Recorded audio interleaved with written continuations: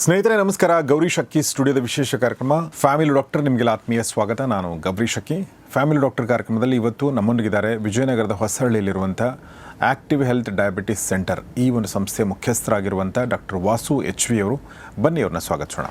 ನಮಸ್ಕಾರ sir, welcome to the show. Thank you sir. ನಮಸ್ತೆ doctor Vasu ಅವ್ರ ಜೊತೆಗೆ ನಾವು ಡಯಾಬಿಟಿಸ್ ಕುರಿತಾಗಿ ತುಂಬ ಇನ್ಡೆಪ್ತ್ ಆಗಿರುವಂಥ ಮತ್ತು ಯೂಸ್ಫುಲ್ ಆಗಿರುವಂಥ ವಿಡಿಯೋಗಳನ್ನ ಸುಮಾರು ಮಾಡಿದ್ದೀವಿ ಮತ್ತು ಆ ವಿಡಿಯೋಗಳಲ್ಲಿ ಬಂದಿರುವಂಥ ಪ್ರಶ್ನೆಗಳನ್ನ ಇಟ್ಕೊಂಡು ನಾನು ಈ ವಿಡಿಯೋ ಮಾಡ್ತಾ ಇದ್ದೀನಿ ಅಥವಾ ಈ ವಿಡಿಯೋಗಳನ್ನ ಮಾಡ್ತಾ ಇದ್ದೀನಿ. ಮುಂದಿನ ಒಂದಷ್ಟು ವಿಡಿಯೋಗಳನ್ನ ನಿಮ್ಮ ಪ್ರಶ್ನೆಗಳ ಆಧರಿಸಿ ನಾನು ಮಾಡ್ತಾ ಇರೋದು. ಸೊ ಯಾರಾದರೂ ಇವರ ಮುಂಚಿನ ವಿಡಿಯೋಗಳು ನೋಡಿಲ್ಲ ಅಂದರೆ ಅದನ್ನು ನಮ್ಮ ಪುನೀತ್ ಅವರು ಡಿಸ್ಕ್ರಿಪ್ಷನ್ ಹಾಕಿರ್ತಾರೆ, ಆ ವಿಡಿಯೋಗಳನ್ನ ನೀವು ನೋಡಬಹುದು. ಸೊ ಕಳೆದ 5 ವರ್ಷಗಳಿಂದ ಈ ಒಂದು ಆಕ್ಟಿವ್ ಹೆಲ್ತ್ ಡಯಾಬಿಟಿಸ್ ಸೆಂಟರ್ನ ನಡೆಸ್ತಾ ಇದ್ದಾರೆ.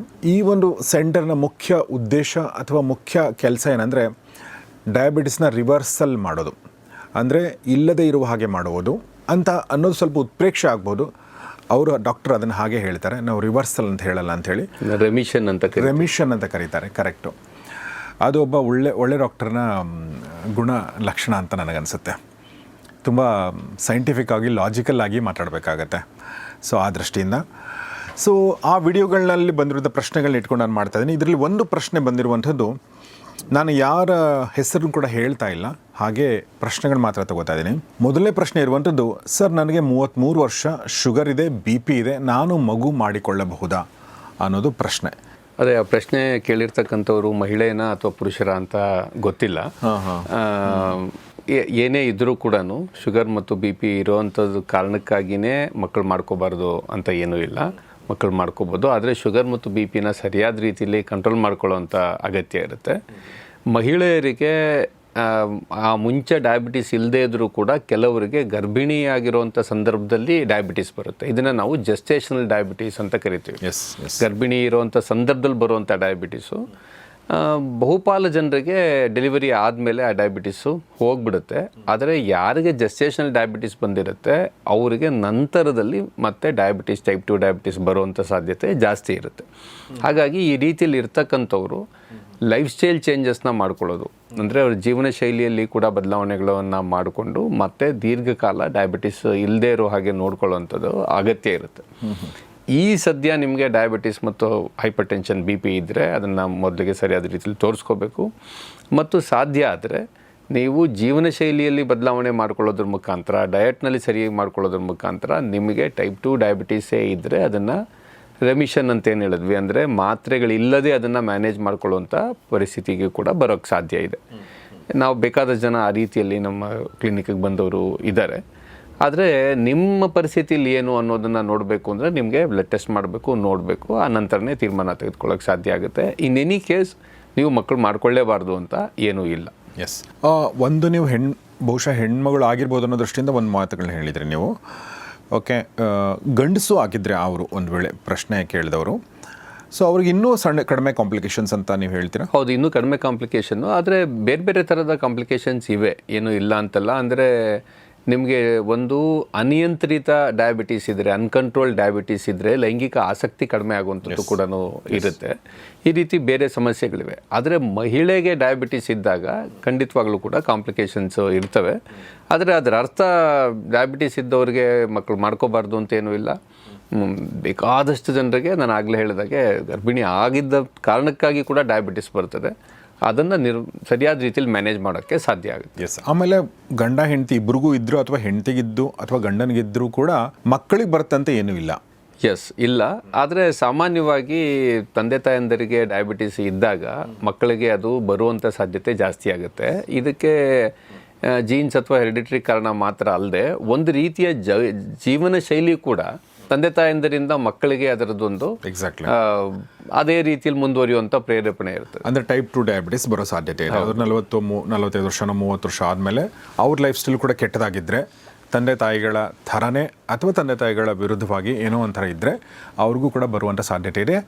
ಸೊ ಆದರೆ ಮಕ್ಕಳಿಗೆ ಅಂದರೆ ಈಗ ಕೆಲವೊಂದು ಬೇರೆ ಡಿಸೀಸ್ಗಳು ಬರ್ತಾವಲ್ವ, ಆ ಥರ ಡಿಸೀಸ್ ನನಗಿಂತ ನನ್ನ ಮಗನಿಗೆ ಡೈರೆಕ್ಟಾಗಿ ಬಂದ್ಬಿಡ್ತು ಅಂತ ಇಲ್ಲ.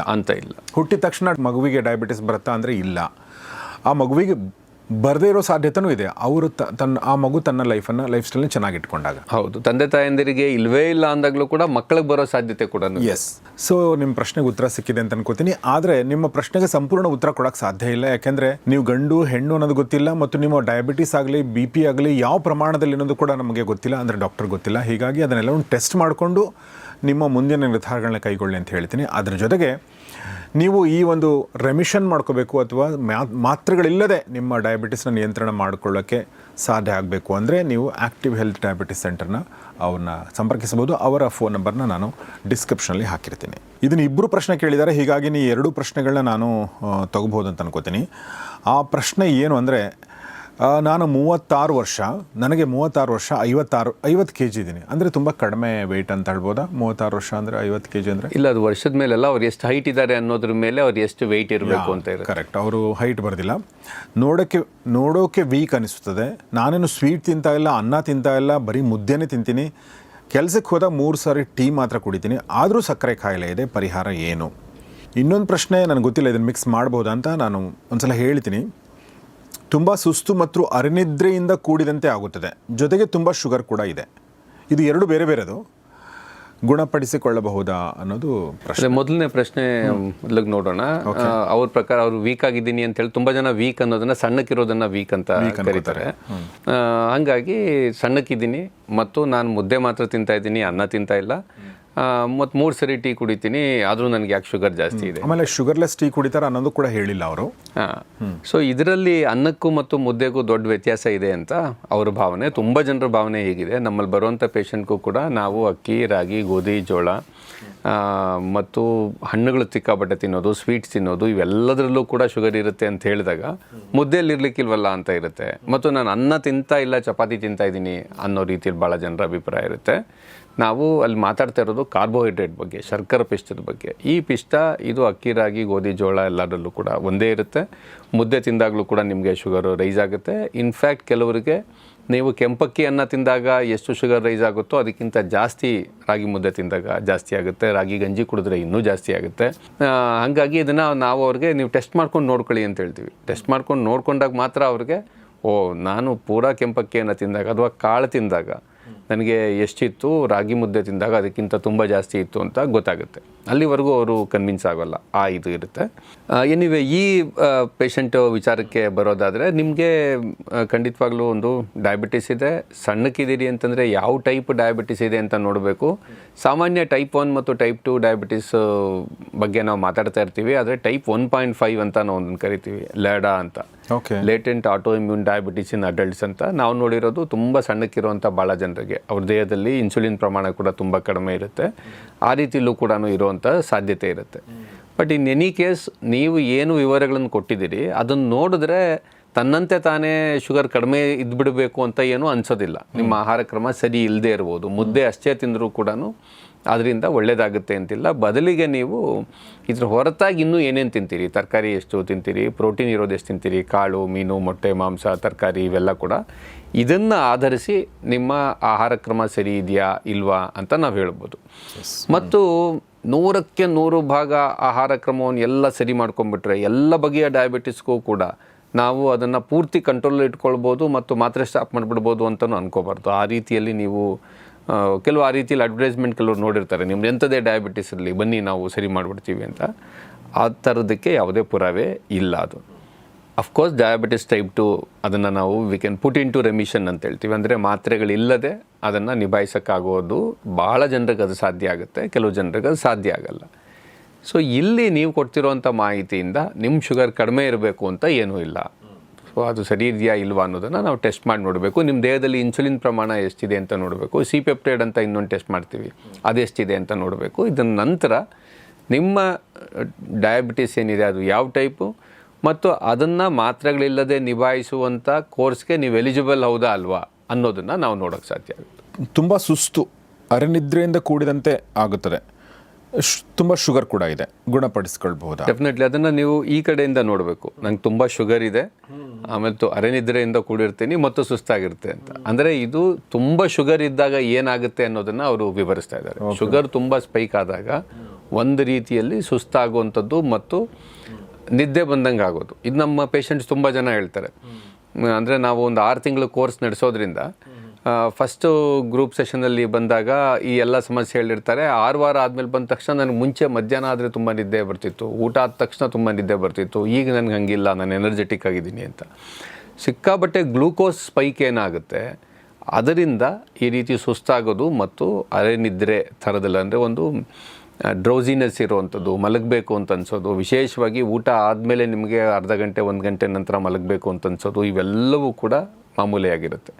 ಇದರ ಅರ್ಥ ನಿಮ್ಮ ಶುಗರ್ ಕಂಟ್ರೋಲಲ್ಲಿ ಇಲ್ಲ ಅಂತ ಅದರ ಅರ್ಥ. ಸೊ ಶುಗರ್ ಕಂಟ್ರೋಲಲ್ಲಿ ಇಟ್ಕೊಳ್ಬೇಕು. ಒಂದು ಮಾತ್ರೆ ತೊಗೊಂಡು ಕಂಟ್ರೋಲಲ್ಲಿ ಇಟ್ಕೋಬೇಕು. ಇಲ್ಲದೇ ಇದ್ದರೆ ನೀವು ಡಯಟ್ನ ಸರಿಯಾಗಿ ಮಾಡಿಕೊಂಡು, ನಿಮ್ಮ ಜೀವನ ಶೈಲಿಯನ್ನು ಸರಿ ಮಾಡಿಕೊಂಡು ನಿಮ್ಮ ಶುಗರ್ನ ಪೂರ್ತಿ ಕಂಟ್ರೋಲ್ಗೆ ತಂದ್ಕೋಬೇಕು. ಎಸ್, ಬಟ್ ಕೆಲವರು ಮಧ್ಯಾಹ್ನ ಮಲಗುವಂಥ ರೂಢಿ ಇರುತ್ತಲ್ಲ, ಸೊ ಮಧ್ಯಾಹ್ನ ರೂಢಿ ಮಾಡ್ಕೊಂಡಿರ್ತಾರೆ, ಹೀಗಾಗಿ ನಿದ್ದೆ ಬರುತ್ತೆ ಅಂತ ನನಗನ್ಸುತ್ತೆ. ಇನ್ನು ಕೆಲವರು ತುಂಬ ಬೆಳಗ್ಗೆಯಿಂದ ಸುಸ್ತಾಗೋ ಥರ ಕೆಲಸ ಮಾಡಿರ್ತಾರೆ, ಹೀಗಾಗಿ ಮಧ್ಯಾಹ್ನ ಊಟ ಮಾಡಿದ್ಮೇಲೆ ನಿದ್ದೆ ಬರುತ್ತೆ. ಸೊ ಆ ನಿದ್ದೆ ಅದು ಡಯಾಬಿಟಿಸ್ನ ಲಕ್ಷಣ ಇಲ್ಲದೆ ಇರಬಹುದು.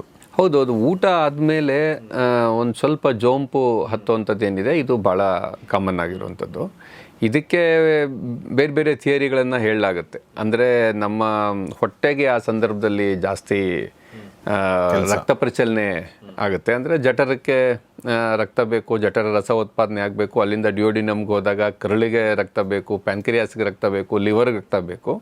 ಹಾಗಾಗಿ ಮೆದುಳಿಗೆ ರಕ್ತ ಕಡಿಮೆ ಆಗಿಬಿಡುತ್ತೆ ಅನ್ನೋ ರೀತಿಯಲ್ಲಿ ಕೆಲವರು ಹೇಳ್ತಾರೆ. ಆದರೆ ಇನ್ನು ಕೆಲವು ಸ್ಟಡೀಸು ಅದಲ್ಲ, ಅದು ವಾಸ್ತವ ಅಲ್ಲ. ಬದಲಿಗೆ ನೀವು ಊಟ ಮಾಡಿದಾಗ ಟ್ರಿಪ್ಟೋಫ್ಯಾನ್ ಅನ್ನುವಂಥ ಒಂದು ಕೆಮಿಕಲ್ ರಿಲೀಸ್ ಆಗುತ್ತೆ, ಅದು ಮೆದುಳಿನ ಮೇಲೆ ಪರಿಣಾಮ ಬೀರಿ ನಿದ್ದೆ ಬರೋಂಗೆ ಆಗುತ್ತೆ ಅಂತ. ಶುಗರ್ ಜಾಸ್ತಿ ಆದಾಗ, ಅದು ಸರಿಯಾದ ರೀತಿಯಲ್ಲಿ ಕಂಟ್ರೋಲಲ್ಲಿ ಇಲ್ಲದೇ ಇದ್ದಾಗ, ಆಗ ಕೂಡ ಈ ಟ್ರಿಪ್ಟೋಫ್ಯಾನ್ ಜಾಸ್ತಿ ರಿಲೀಸ್ ಆಗುತ್ತೆ ಅನ್ನುವಂಥ ಸ್ಟಡಿಗಳಿವೆ. ಹಾಗಾಗಿ ಇದೆರಡೂ ಕೂಡ ನಿಜ. ಅಂದರೆ ನೀವು ಡಯಾಬಿಟಿಸ್ ಇದ್ದರೂ ಇಲ್ಲದೇ ಇದ್ದರು ಮಧ್ಯಾಹ್ನ ನಿದ್ದೆ ಬರೋದು ಊಟ ಆದ ತಕ್ಷಣ ಅಂದ್ರೇ ಡಯಾಬಿಟಿಸ್ ಅಂತ ಖಂಡಿತ ತಿಳಿಬಾರ್ದು. ಆದರೆ ನಿಮಗೆ ಅನ್ಕಂಟ್ರೋಲ್ ಡಯಾಬಿಟಿಸ್ ಇದೆ ಅಂತ ಅವ್ರು ಏನು ಹೇಳ್ತಿದ್ದಾರೆ, ಅದರಿಂದ ಅವರಿಗೆ ಸುಸ್ತು ಮತ್ತು ನಿದ್ದೆ ಜೋಂಪು ಹತ್ತುವಂಥದ್ದೇನಿದೆ, ಅದು ಆ ಕಾರಣದಿಂದಾಗಿ. ಈಗ ಯಾರಿಗೋ ಚೆನ್ನಾಗಿ ಮಧ್ಯಾಹ್ನ ಯಾಕೋ ಊಟ ಆದ ತಕ್ಷಣ ನಿದ್ದೆ ಬರ್ತಿದೆ ಅಂದ ತಕ್ಷಣ ನನಗೆ ಡಯಾಬಿಟಿಸ್ ಇದೆ ಅಂತ ಹೇಳಿ ಹೋಗಿ ಟೆಸ್ಟ್ ಮಾಡಿಸ್ಕೊಳ್ಳೋದನ್ನೆಲ್ಲ ಮಾಡಬೇಕಿಲ್ಲ. ಓಕೆ, ರಜನೀಶ್ ಅವ್ರ ಬಗ್ಗೆ ಓದ್ತಿರ್ಬೇಕಾದ್ರೆ ಅವರೊಂದು ಕಡೆ ಹೇಳಿದ್ದಾರೆ, ನಿಮಗೆ ಪ್ರತಿದಿನ 2 ಬೆಳಗಿನ ಜಾವದ ಅನುಭವ ಆಗಬೇಕು ಅಂತಂದರೆ ನೀವು ಮಧ್ಯಾಹ್ನ ಮಲ್ಕೊಳ್ಳಿ ಅಂತ. ಅದರ ಅರ್ಥ ಏನು ಅಂತಂದರೆ, ನೀವು ಬೆಳಗಿಂದ, ಅಂದರೆ ಎಲ್ರಿಗೂ ಅಪ್ಲೈ ಆಗದೆ ಇರ್ಬೋದು, ಈಗ ನನಗೆ ಅಪ್ಲೈ ಆಗಲ್ಲ ಇದು. ಬೆಳಗಿಂದ ಕೆಲಸ ಮಾಡಿದ ಮೇಲೆ ನಾವು ಚಿಕ್ಕವ್ರದಾಗ ಏನಾಗ್ತಿತ್ತು ಅಂತ ನಿಮ್ಗೆ ಹೇಳ್ತೀನಿ. ಅಂದರೆ ಹೈಸ್ಕೂಲು, ಪ್ರೈಮರಿ ಸ್ಕೂಲ್ ಅನಿಸುತ್ತೆ, ಅಜ್ಜಿ ಊರಿಗೆ ಹೋಗ್ತಿದ್ವಿ, ನಮ್ಮ ತಾಯಿ ಊರಿಗೆ. ಮಧ್ಯಾಹ್ನ ಊಟ ಮಾಡಿ ಮಲ್ಕೊಂಡ್ಬಿಡ್ತಿದ್ವಿ ಎಲ್ಲ ಒಂದು ಕಡೆ. ಅಂದರೆ ನಮಗೆ ಪೇಪರ್ ಓದ್ತಾ ಏನೋ ಮಾಡ್ತಾಮಲ್ಲ, ಸಂಜೆ 5 ಗಂಟೆಗೆ ಎಚ್ಚರ ಆಗೋದು, ಸೂರ್ಯಾಸ್ತ ಆಗ್ತಾಯಿತ್ತು. ನನಗೆ ಎದ್ದ ತಕ್ಷಣ ಇದು ಬೆಳಗ್ಗೆನಾ ಇದು ಸಂಜೆನಾ ಅಂತ ನಮಗೆ ಕನ್ಫ್ಯೂಷನ್ ಆಗ್ತಿತ್ತು, ಅಷ್ಟು ಮುಗ್ಧತೆ. ಅಂದರೆ ನಿಮಗೆ ಇನ್ನೊಂದು ಸಲ ಸೂರ್ಯೋದಯ ಆದಂಗೆ, ಅಂದರೆ ಫ್ರೆಶ್ ಆಗಿ ಹೇಳ್ಬಹುದು. ಅದ್ರ ಮಧ್ಯಾಹ್ನ ಮಲಗಿ ಮಕ್ಕಳಿದ್ದಾಗ ಸಮಸ್ಯೆ ಇಲ್ಲ, ದೊಡ್ಡರಾದ್ರೆ 3 ಗಂಟೆ ನಿದ್ದೆ ಮಾಡೋದು ಸ್ವಲ್ಪ ಜಾಸ್ತಿ. 3 ಗಂಟೆ ಅಲ್ಲ, 3 ಗಂಟೆಗೆ ಮಲ್ಕೋತಿದ್ವಿ. 3 ಗಂಟೆ ಮಲ್ಕೊಂಡು, ಅಲ್ಲ ಎಷ್ಟು ಗಂಟೆ ಮಲ್ಕೊಂಡು ನೆನಪಿಲ್ಲ, ಬಟ್ 1 ಗಂಟೆನೋ 1.5 ಗಂಟೆ. ಈಗ 3 ಗಂಟೆ ಮಲ್ಕೊಳ್ಳೋಕೆ ಕೆಲಸ ಸಾಧ್ಯ ಆಗುತ್ತೆ. ಮಧ್ಯಾಹ್ನ ಅರ್ಧ ಗಂಟೆ, ಒಂದು 10 ನಿಮಿಷ 20 ನಿಮಿಷ ಮಲ್ಕೋಬೋದು ಕೆಲವರು. ಅಂದರೆ ಫ್ರೆಶ್ ಆಗಿ ಎದ್ದು ಇನ್ನೊಂದು ದಿನ ಶುರುವಾದ ಥರ ನೀವು ರಾತ್ರಿ 11 ಗಂಟೆ 12 ಗಂಟೆ ತನಕನೋ ನೀವು ತುಂಬ ಚೆನ್ನಾಗಿ ಕೆಲಸ ಮಾಡ್ಬೋದು ಅನ್ನೋ ಥಿಯರಿ ಕೂಡ ಇದೆ. ಲಂಕೇಶ್ ಕೂಡ ಇದ್ರ ಬಗ್ಗೆ ಬರ್ತಿದ್ದು ನಂಗೆ ಇಲ್ಲ. ಆಗ ಮಲಗಿದಾಗ ಒಂದು ಫ್ರೆಶ್ನೆಸ್ ಬರುತ್ತಲ್ಲ, ಅದರಿಂದಾಗಿ ಇನ್ನಷ್ಟು ಹುರುಪು ಇರುತ್ತೆ ಅನ್ನೋದು ಒಂದು. ಆದರೆ ಕೆಲವರು ನಮಗೆ ಇದನ್ನು ಕೇಳ್ತಾರೆ, ಅಂದರೆ ಮಧ್ಯಾಹ್ನ ನಾವು ಏನೋ ಊಟ ಮಾಡಿದ್ಮೇಲೆ ಮಲಗ್ಬೋದಾ? ಇದನ್ನು ನಾವು ಜನರಲಾಗಿ ಈಗ ಈ ಥರ ನಿಮ್ಮ ವಿಡಿಯೋದಲ್ಲಿ ಹೇಳ್ತಾ ನಾನು ಎಲ್ಲ ಮಧ್ಯಾಹ್ನ ನಿದ್ದೆ ಮಾಡ್ಬೋದು ಅಂತ ಹೇಳಲ್ಲ. ಯಾಕೆಂದರೆ ತುಂಬ ವಿಚಾರಗಳು ಅವ್ರವ್ರ ಬದುಕಿಗೆ ಬೇರೆ ಬೇರೆ ರೀತಿಯಲ್ಲಿ ಸೆಟ್ ಆಗಿ, ಕೆಲವರಿಗೆ ಮಧ್ಯಾಹ್ನ ನಿದ್ದೆ ಮಾಡುವ ಲಕ್ಸುರಿ ಇರುತ್ತೆ, ಕೆಲವರಿಗೆ ಇರಲ್ಲ. ನಿದ್ದೆ ಬರುತ್ತೆ, ಕೆಲವರಿಗೆ ಬರಲ್ಲ. ಹಾಗಾಗಿ ಇದು ಅವರವರ ಬದುಕಿನ ಕ್ರಮಗಳ ಬಗ್ಗೆ ಕೂಡ ನಾವು ಯೋಚನೆ ಮಾಡಬೇಕು ಅಂತ ಅನ್ಸುತ್ತೆ.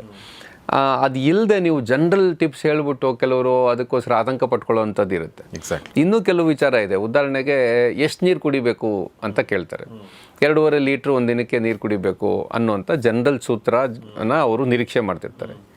ಇದರಲ್ಲಿ ಒಂದು ದೊಡ್ಡ ಸಮಸ್ಯೆ ಇದೆ ಅಂತ ನಾನು ಹೇಳ್ತಿರ್ತೀನಿ. ಅಂದರೆ ನಿಮಗೆ ಬೇಸಿಗೆಯಲ್ಲಿ ಜಾಸ್ತಿ ನೀರು ಬೇಕು, ಚಳಿಗಾಲದಲ್ಲಿ ಕಡಿಮೆ ನೀರು ಬೇಕು. ಮಂಗಳೂರಿನಲ್ಲಿದ್ದರೆ ನಿಮಗೆ ಜಾಸ್ತಿ ನೀರು ಬೇಕು, ಬೆಂಗಳೂರಿನಲ್ಲಿದ್ದರೆ ಕಡಿಮೆ ಬೇಕು. ಹೆಚ್ಚು ಬೆವರ್ತಕ್ಕಂಥವ್ರು ಕೆಲವರು ಇರ್ತಾರೆ. ಒಂದೇ ಊರಿನಲ್ಲಿದ್ದರೂ ಕೂಡ ಒಂದೇ ಸೀಸನ್ನಲ್ಲಿ ಕೆಲವರು ತುಂಬ ಬೆವರ್ತಾರೆ, ಕೆಲವರು ಕಡಿಮೆ ಬೆವರ್ತಾರೆ. ಹಾಗಾಗಿ ಎಲ್ಲ ಬರೆದಿಟ್ಟ ಹಾಗೆ ಕೆಲವು ಉತ್ತರಗಳನ್ನ ನಾವು ನಿರೀಕ್ಷೆ ಮಾಡ್ತಿರ್ತೀವಿ. ಹಂಗಿರೋದಿಲ್ಲ. ವ್ಯಕ್ತಿಯಿಂದ ವ್ಯಕ್ತಿಗೆ ಅವರ ಸಂದರ್ಭಕ್ಕೆ ತಕ್ಕ ಹಾಗೆ ಕೂಡ ನಾವು ಏನು ಮಾಡಬೇಕು ಮಾಡಬಾರ್ದು ಅಂತ ಹೇಳದೇ ಇದ್ದರೆ ತುಂಬ ಸರಿ ಸಮಸ್ಯೆ ಆಗುತ್ತೆ. ನನಗೆ ನಮ್ಮ ಸ್ನೇಹಿತರು ನೀವು ಹಿಂದೆ ನನ್ನ ಸಂದರ್ಶನ ಮಾಡಿದಾಗ ಇದ್ದ ವಿಡಿಯೋನ ಒಂದನ್ನು ಕಮೆಂಟನ್ನು ನನಗೆ ಹೇಳಿದ್ರು.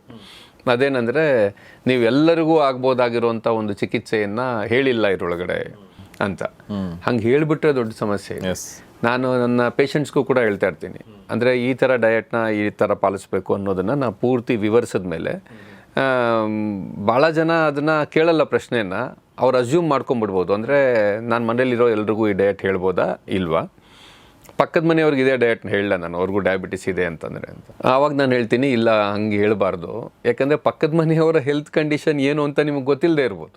ಅವರ ಕಿಡ್ನಿ ಸ್ಟೇಟಸ್ ಏನು, ಅವ್ರು ಎಷ್ಟು ಪ್ರೋಟೀನ್ ತಿನ್ಬೋದು ಅಥವಾ ತಿನ್ನಬಾರ್ದು, ಮತ್ತು ಅವ್ರಿಗೆ ಹೈಪೋಥೈರಾಯ್ಡಿಸಮ್ ಇದೆಯಾ, ಹೈಪೋಥೈರಾಯ್ಡಿಸಮ್ ಇದ್ದರೆ ಅವರು ಕೆಲವು ರೀತಿಯ ಆಹಾರಗಳನ್ನ ತಗೊಳ್ಳೋಂಗಿಲ್ಲ, ಪಾಲಕ್ ತಿನ್ನಬಾರ್ದು, ಕ್ಯಾಬೇಜ್ ತಿನ್ನಬಾರ್ದು. ಸೊ ಈಗ ನೀವು ಚೆನ್ನಾಗಿ ತರಕಾರಿ ತಿನ್ನಿ ಅಂತ ಹೇಳಿಬಿಟ್ಟು ಅವ್ರು ಸಿಕ್ಕಾಪಟ್ಟೆ ಕ್ಯಾಬೇಜ್ನ ಎಲೆಕೋಸನ್ನ ತಿನ್ಬಿಟ್ಟು ಅಥವಾ ಸೊಪ್ಪಿನ ರಸ ಕುಡೀರಿ ಅಂತ ಏನಾದ್ರು ಹೇಳಿದ್ರೆ ಅವರು ತುಂಬ ಪಾಲಕ್ ಹಾಕ್ಕೊಂಡು ಸೊಪ್ಪಿನ ರಸ ಕುಡಿದ್ಬಿಟ್ರೆ, ಸೊ ಇದರ ಬಗ್ಗೆ ಒಂದು ಮೆಡಿಕಲ್ ಸೂಪರ್ವಿಷನ್ ಅಗತ್ಯ ಇರುತ್ತೆ ತುಂಬ ವಿಚಾರಕ್ಕೆ. ಹಾಗಾಗಿನೇ ಈ ಥರ ವಿಡಿಯೋಗಳು ಇವೆಲ್ಲ ಆದಾಗ ನಾವು ಜನರಲ್ ಸೂತ್ರ ಹೇಳಬೇಕಾದ್ರೆ ಎಚ್ಚರ ವಹಿಸಬೇಕು ಅಂತ ನನಗನ್ಸುತ್ತೆ. ಡಯಾಬಿಟಿಸ್ ರಿವರ್ಸಲ್ ಅಂತ ನಡೀತಾ ಇರುತ್ತೆ. ನೀವು ಹೇಳಿದ್ರಲ್ಲ, ನಾನು ಎಚ್ಚರದಿಂದ ಮಾತಾಡ್ತೀನಿ, ರೆಮಿಷನ್ ಅಂತ ಹೇಳಬೇಕು. ಎಲ್ಲರಿಗೂ ಶಾಶ್ವತವಾಗಿ ಮತ್ತು ಸಂಪೂರ್ಣವಾಗಿ ಡಯಾಬಿಟಿಸನ್ನು ಕ್ಯೂರ್ ಮಾಡಿಬಿಡ್ಬೋದು ಅಂತ ಯಾರಾದರೂ ಹೇಳಿದ್ರೆ, ಏನು ಆ ಥರ ಎವಿಡೆನ್ಸ್ ಎಲ್ಲಿ ಇದೆ? ಇಲ್ಲಿ ತನಕ ನಡೆದಿರುವಂಥ ಸಾಂಸ್ಥಿಕವಾದ ಅಧ್ಯಯನಗಳಲ್ಲಿ, ಇನ್ಸ್ಟಿಟ್ಯೂಷನಲ್ ಸ್ಟಡಿಗಳಲ್ಲಿ ಎಷ್ಟು ಜನರಿಗೆ ಎಷ್ಟು ವರ್ಷ ಕಾಲ ನಾವು ಸಂಪೂರ್ಣ ರಿವರ್ಸಲ್ ಮಾಡೋಕ್ಕಾಗಿದೆ ಅಥವಾ ರೆಮಿಷನಲ್ಲಿ ಇಡೋಕ್ಕಾಗಿದೆ ಅನ್ನೋದ್ರ ಬಗ್ಗೆ ಡೇಟಾ ಇದೆ ನಮ್ಮಲ್ಲಿ. ಆದರೆ ಎಲ್ಲರಿಗೂ ಶಾಶ್ವತವಾಗಿ ಮತ್ತು ಸಂಪೂರ್ಣವಾಗಿ ರಿವರ್ಸಲನ್ನು ಮಾಡಿಬಿಡ್ಬೋದು ಅನ್ನೋ ಥರದ ಸ್ಟಡಿ ಅಂಥ ಸ್ಟಡಿನೇ ನಡೆದಿಲ್ಲ. ಮತ್ತು ಶಾಶ್ವತವಾಗಿ ಅಂದರೆ ಎಷ್ಟು ವರ್ಷ? ಈಗ ಇಲ್ಲಿ ತನಕ ಡೇಟಾ ನೋಡಿದ್ರೆ ನಮಗೆ ಯಾವುದು ಡೈರೆಕ್ಟ್ ಸ್ಟಡಿ ಅಂತ ಒಂದಾಯಿತು, ಅದರಲ್ಲಿ ನೋಡಿದ್ರೆ ಆ ಸ್ಟಡಿ ಆಗಿ ನಮಗೊಂದು 11-12 ವರ್ಷ ಆಗಿದೆ. ಹಾಗಾಗಿ ಇವೆಲ್ಲ ಹೇಳಬೇಕಾದ್ರೆ ನಾವು ಎಚ್ಚರಿಕೆಯಿಂದ ಮಾತಾಡಬೇಕು ಅಂತ ನನಗನ್ಸುತ್ತೆ. So active health diabetes centre ವಿಜಯನಗರದಲ್ಲಿರುವಂಥದ್ದು, ಬೆಂಗಳೂರಿನ ವಿಜಯನಗರದಲ್ಲಿರುವಂಥದ್ದು. ಅದರ ಡಯಟ್ ಕೋರ್ಸ್ ತುಂಬ ಕಷ್ಟದ ಆಹಾರ ಪಾಲನೆ. ಇದಕ್ಕಿಂತ ಮುಂಚೆ ನಾವು ಮಾತಾಡಿರೋದ್ರಿಂದ ಅದನ್ನು ಆ ಪ್ರಶ್ನೆ ಕೇಳ್ತಾ ಇದ್ದಾರೆ.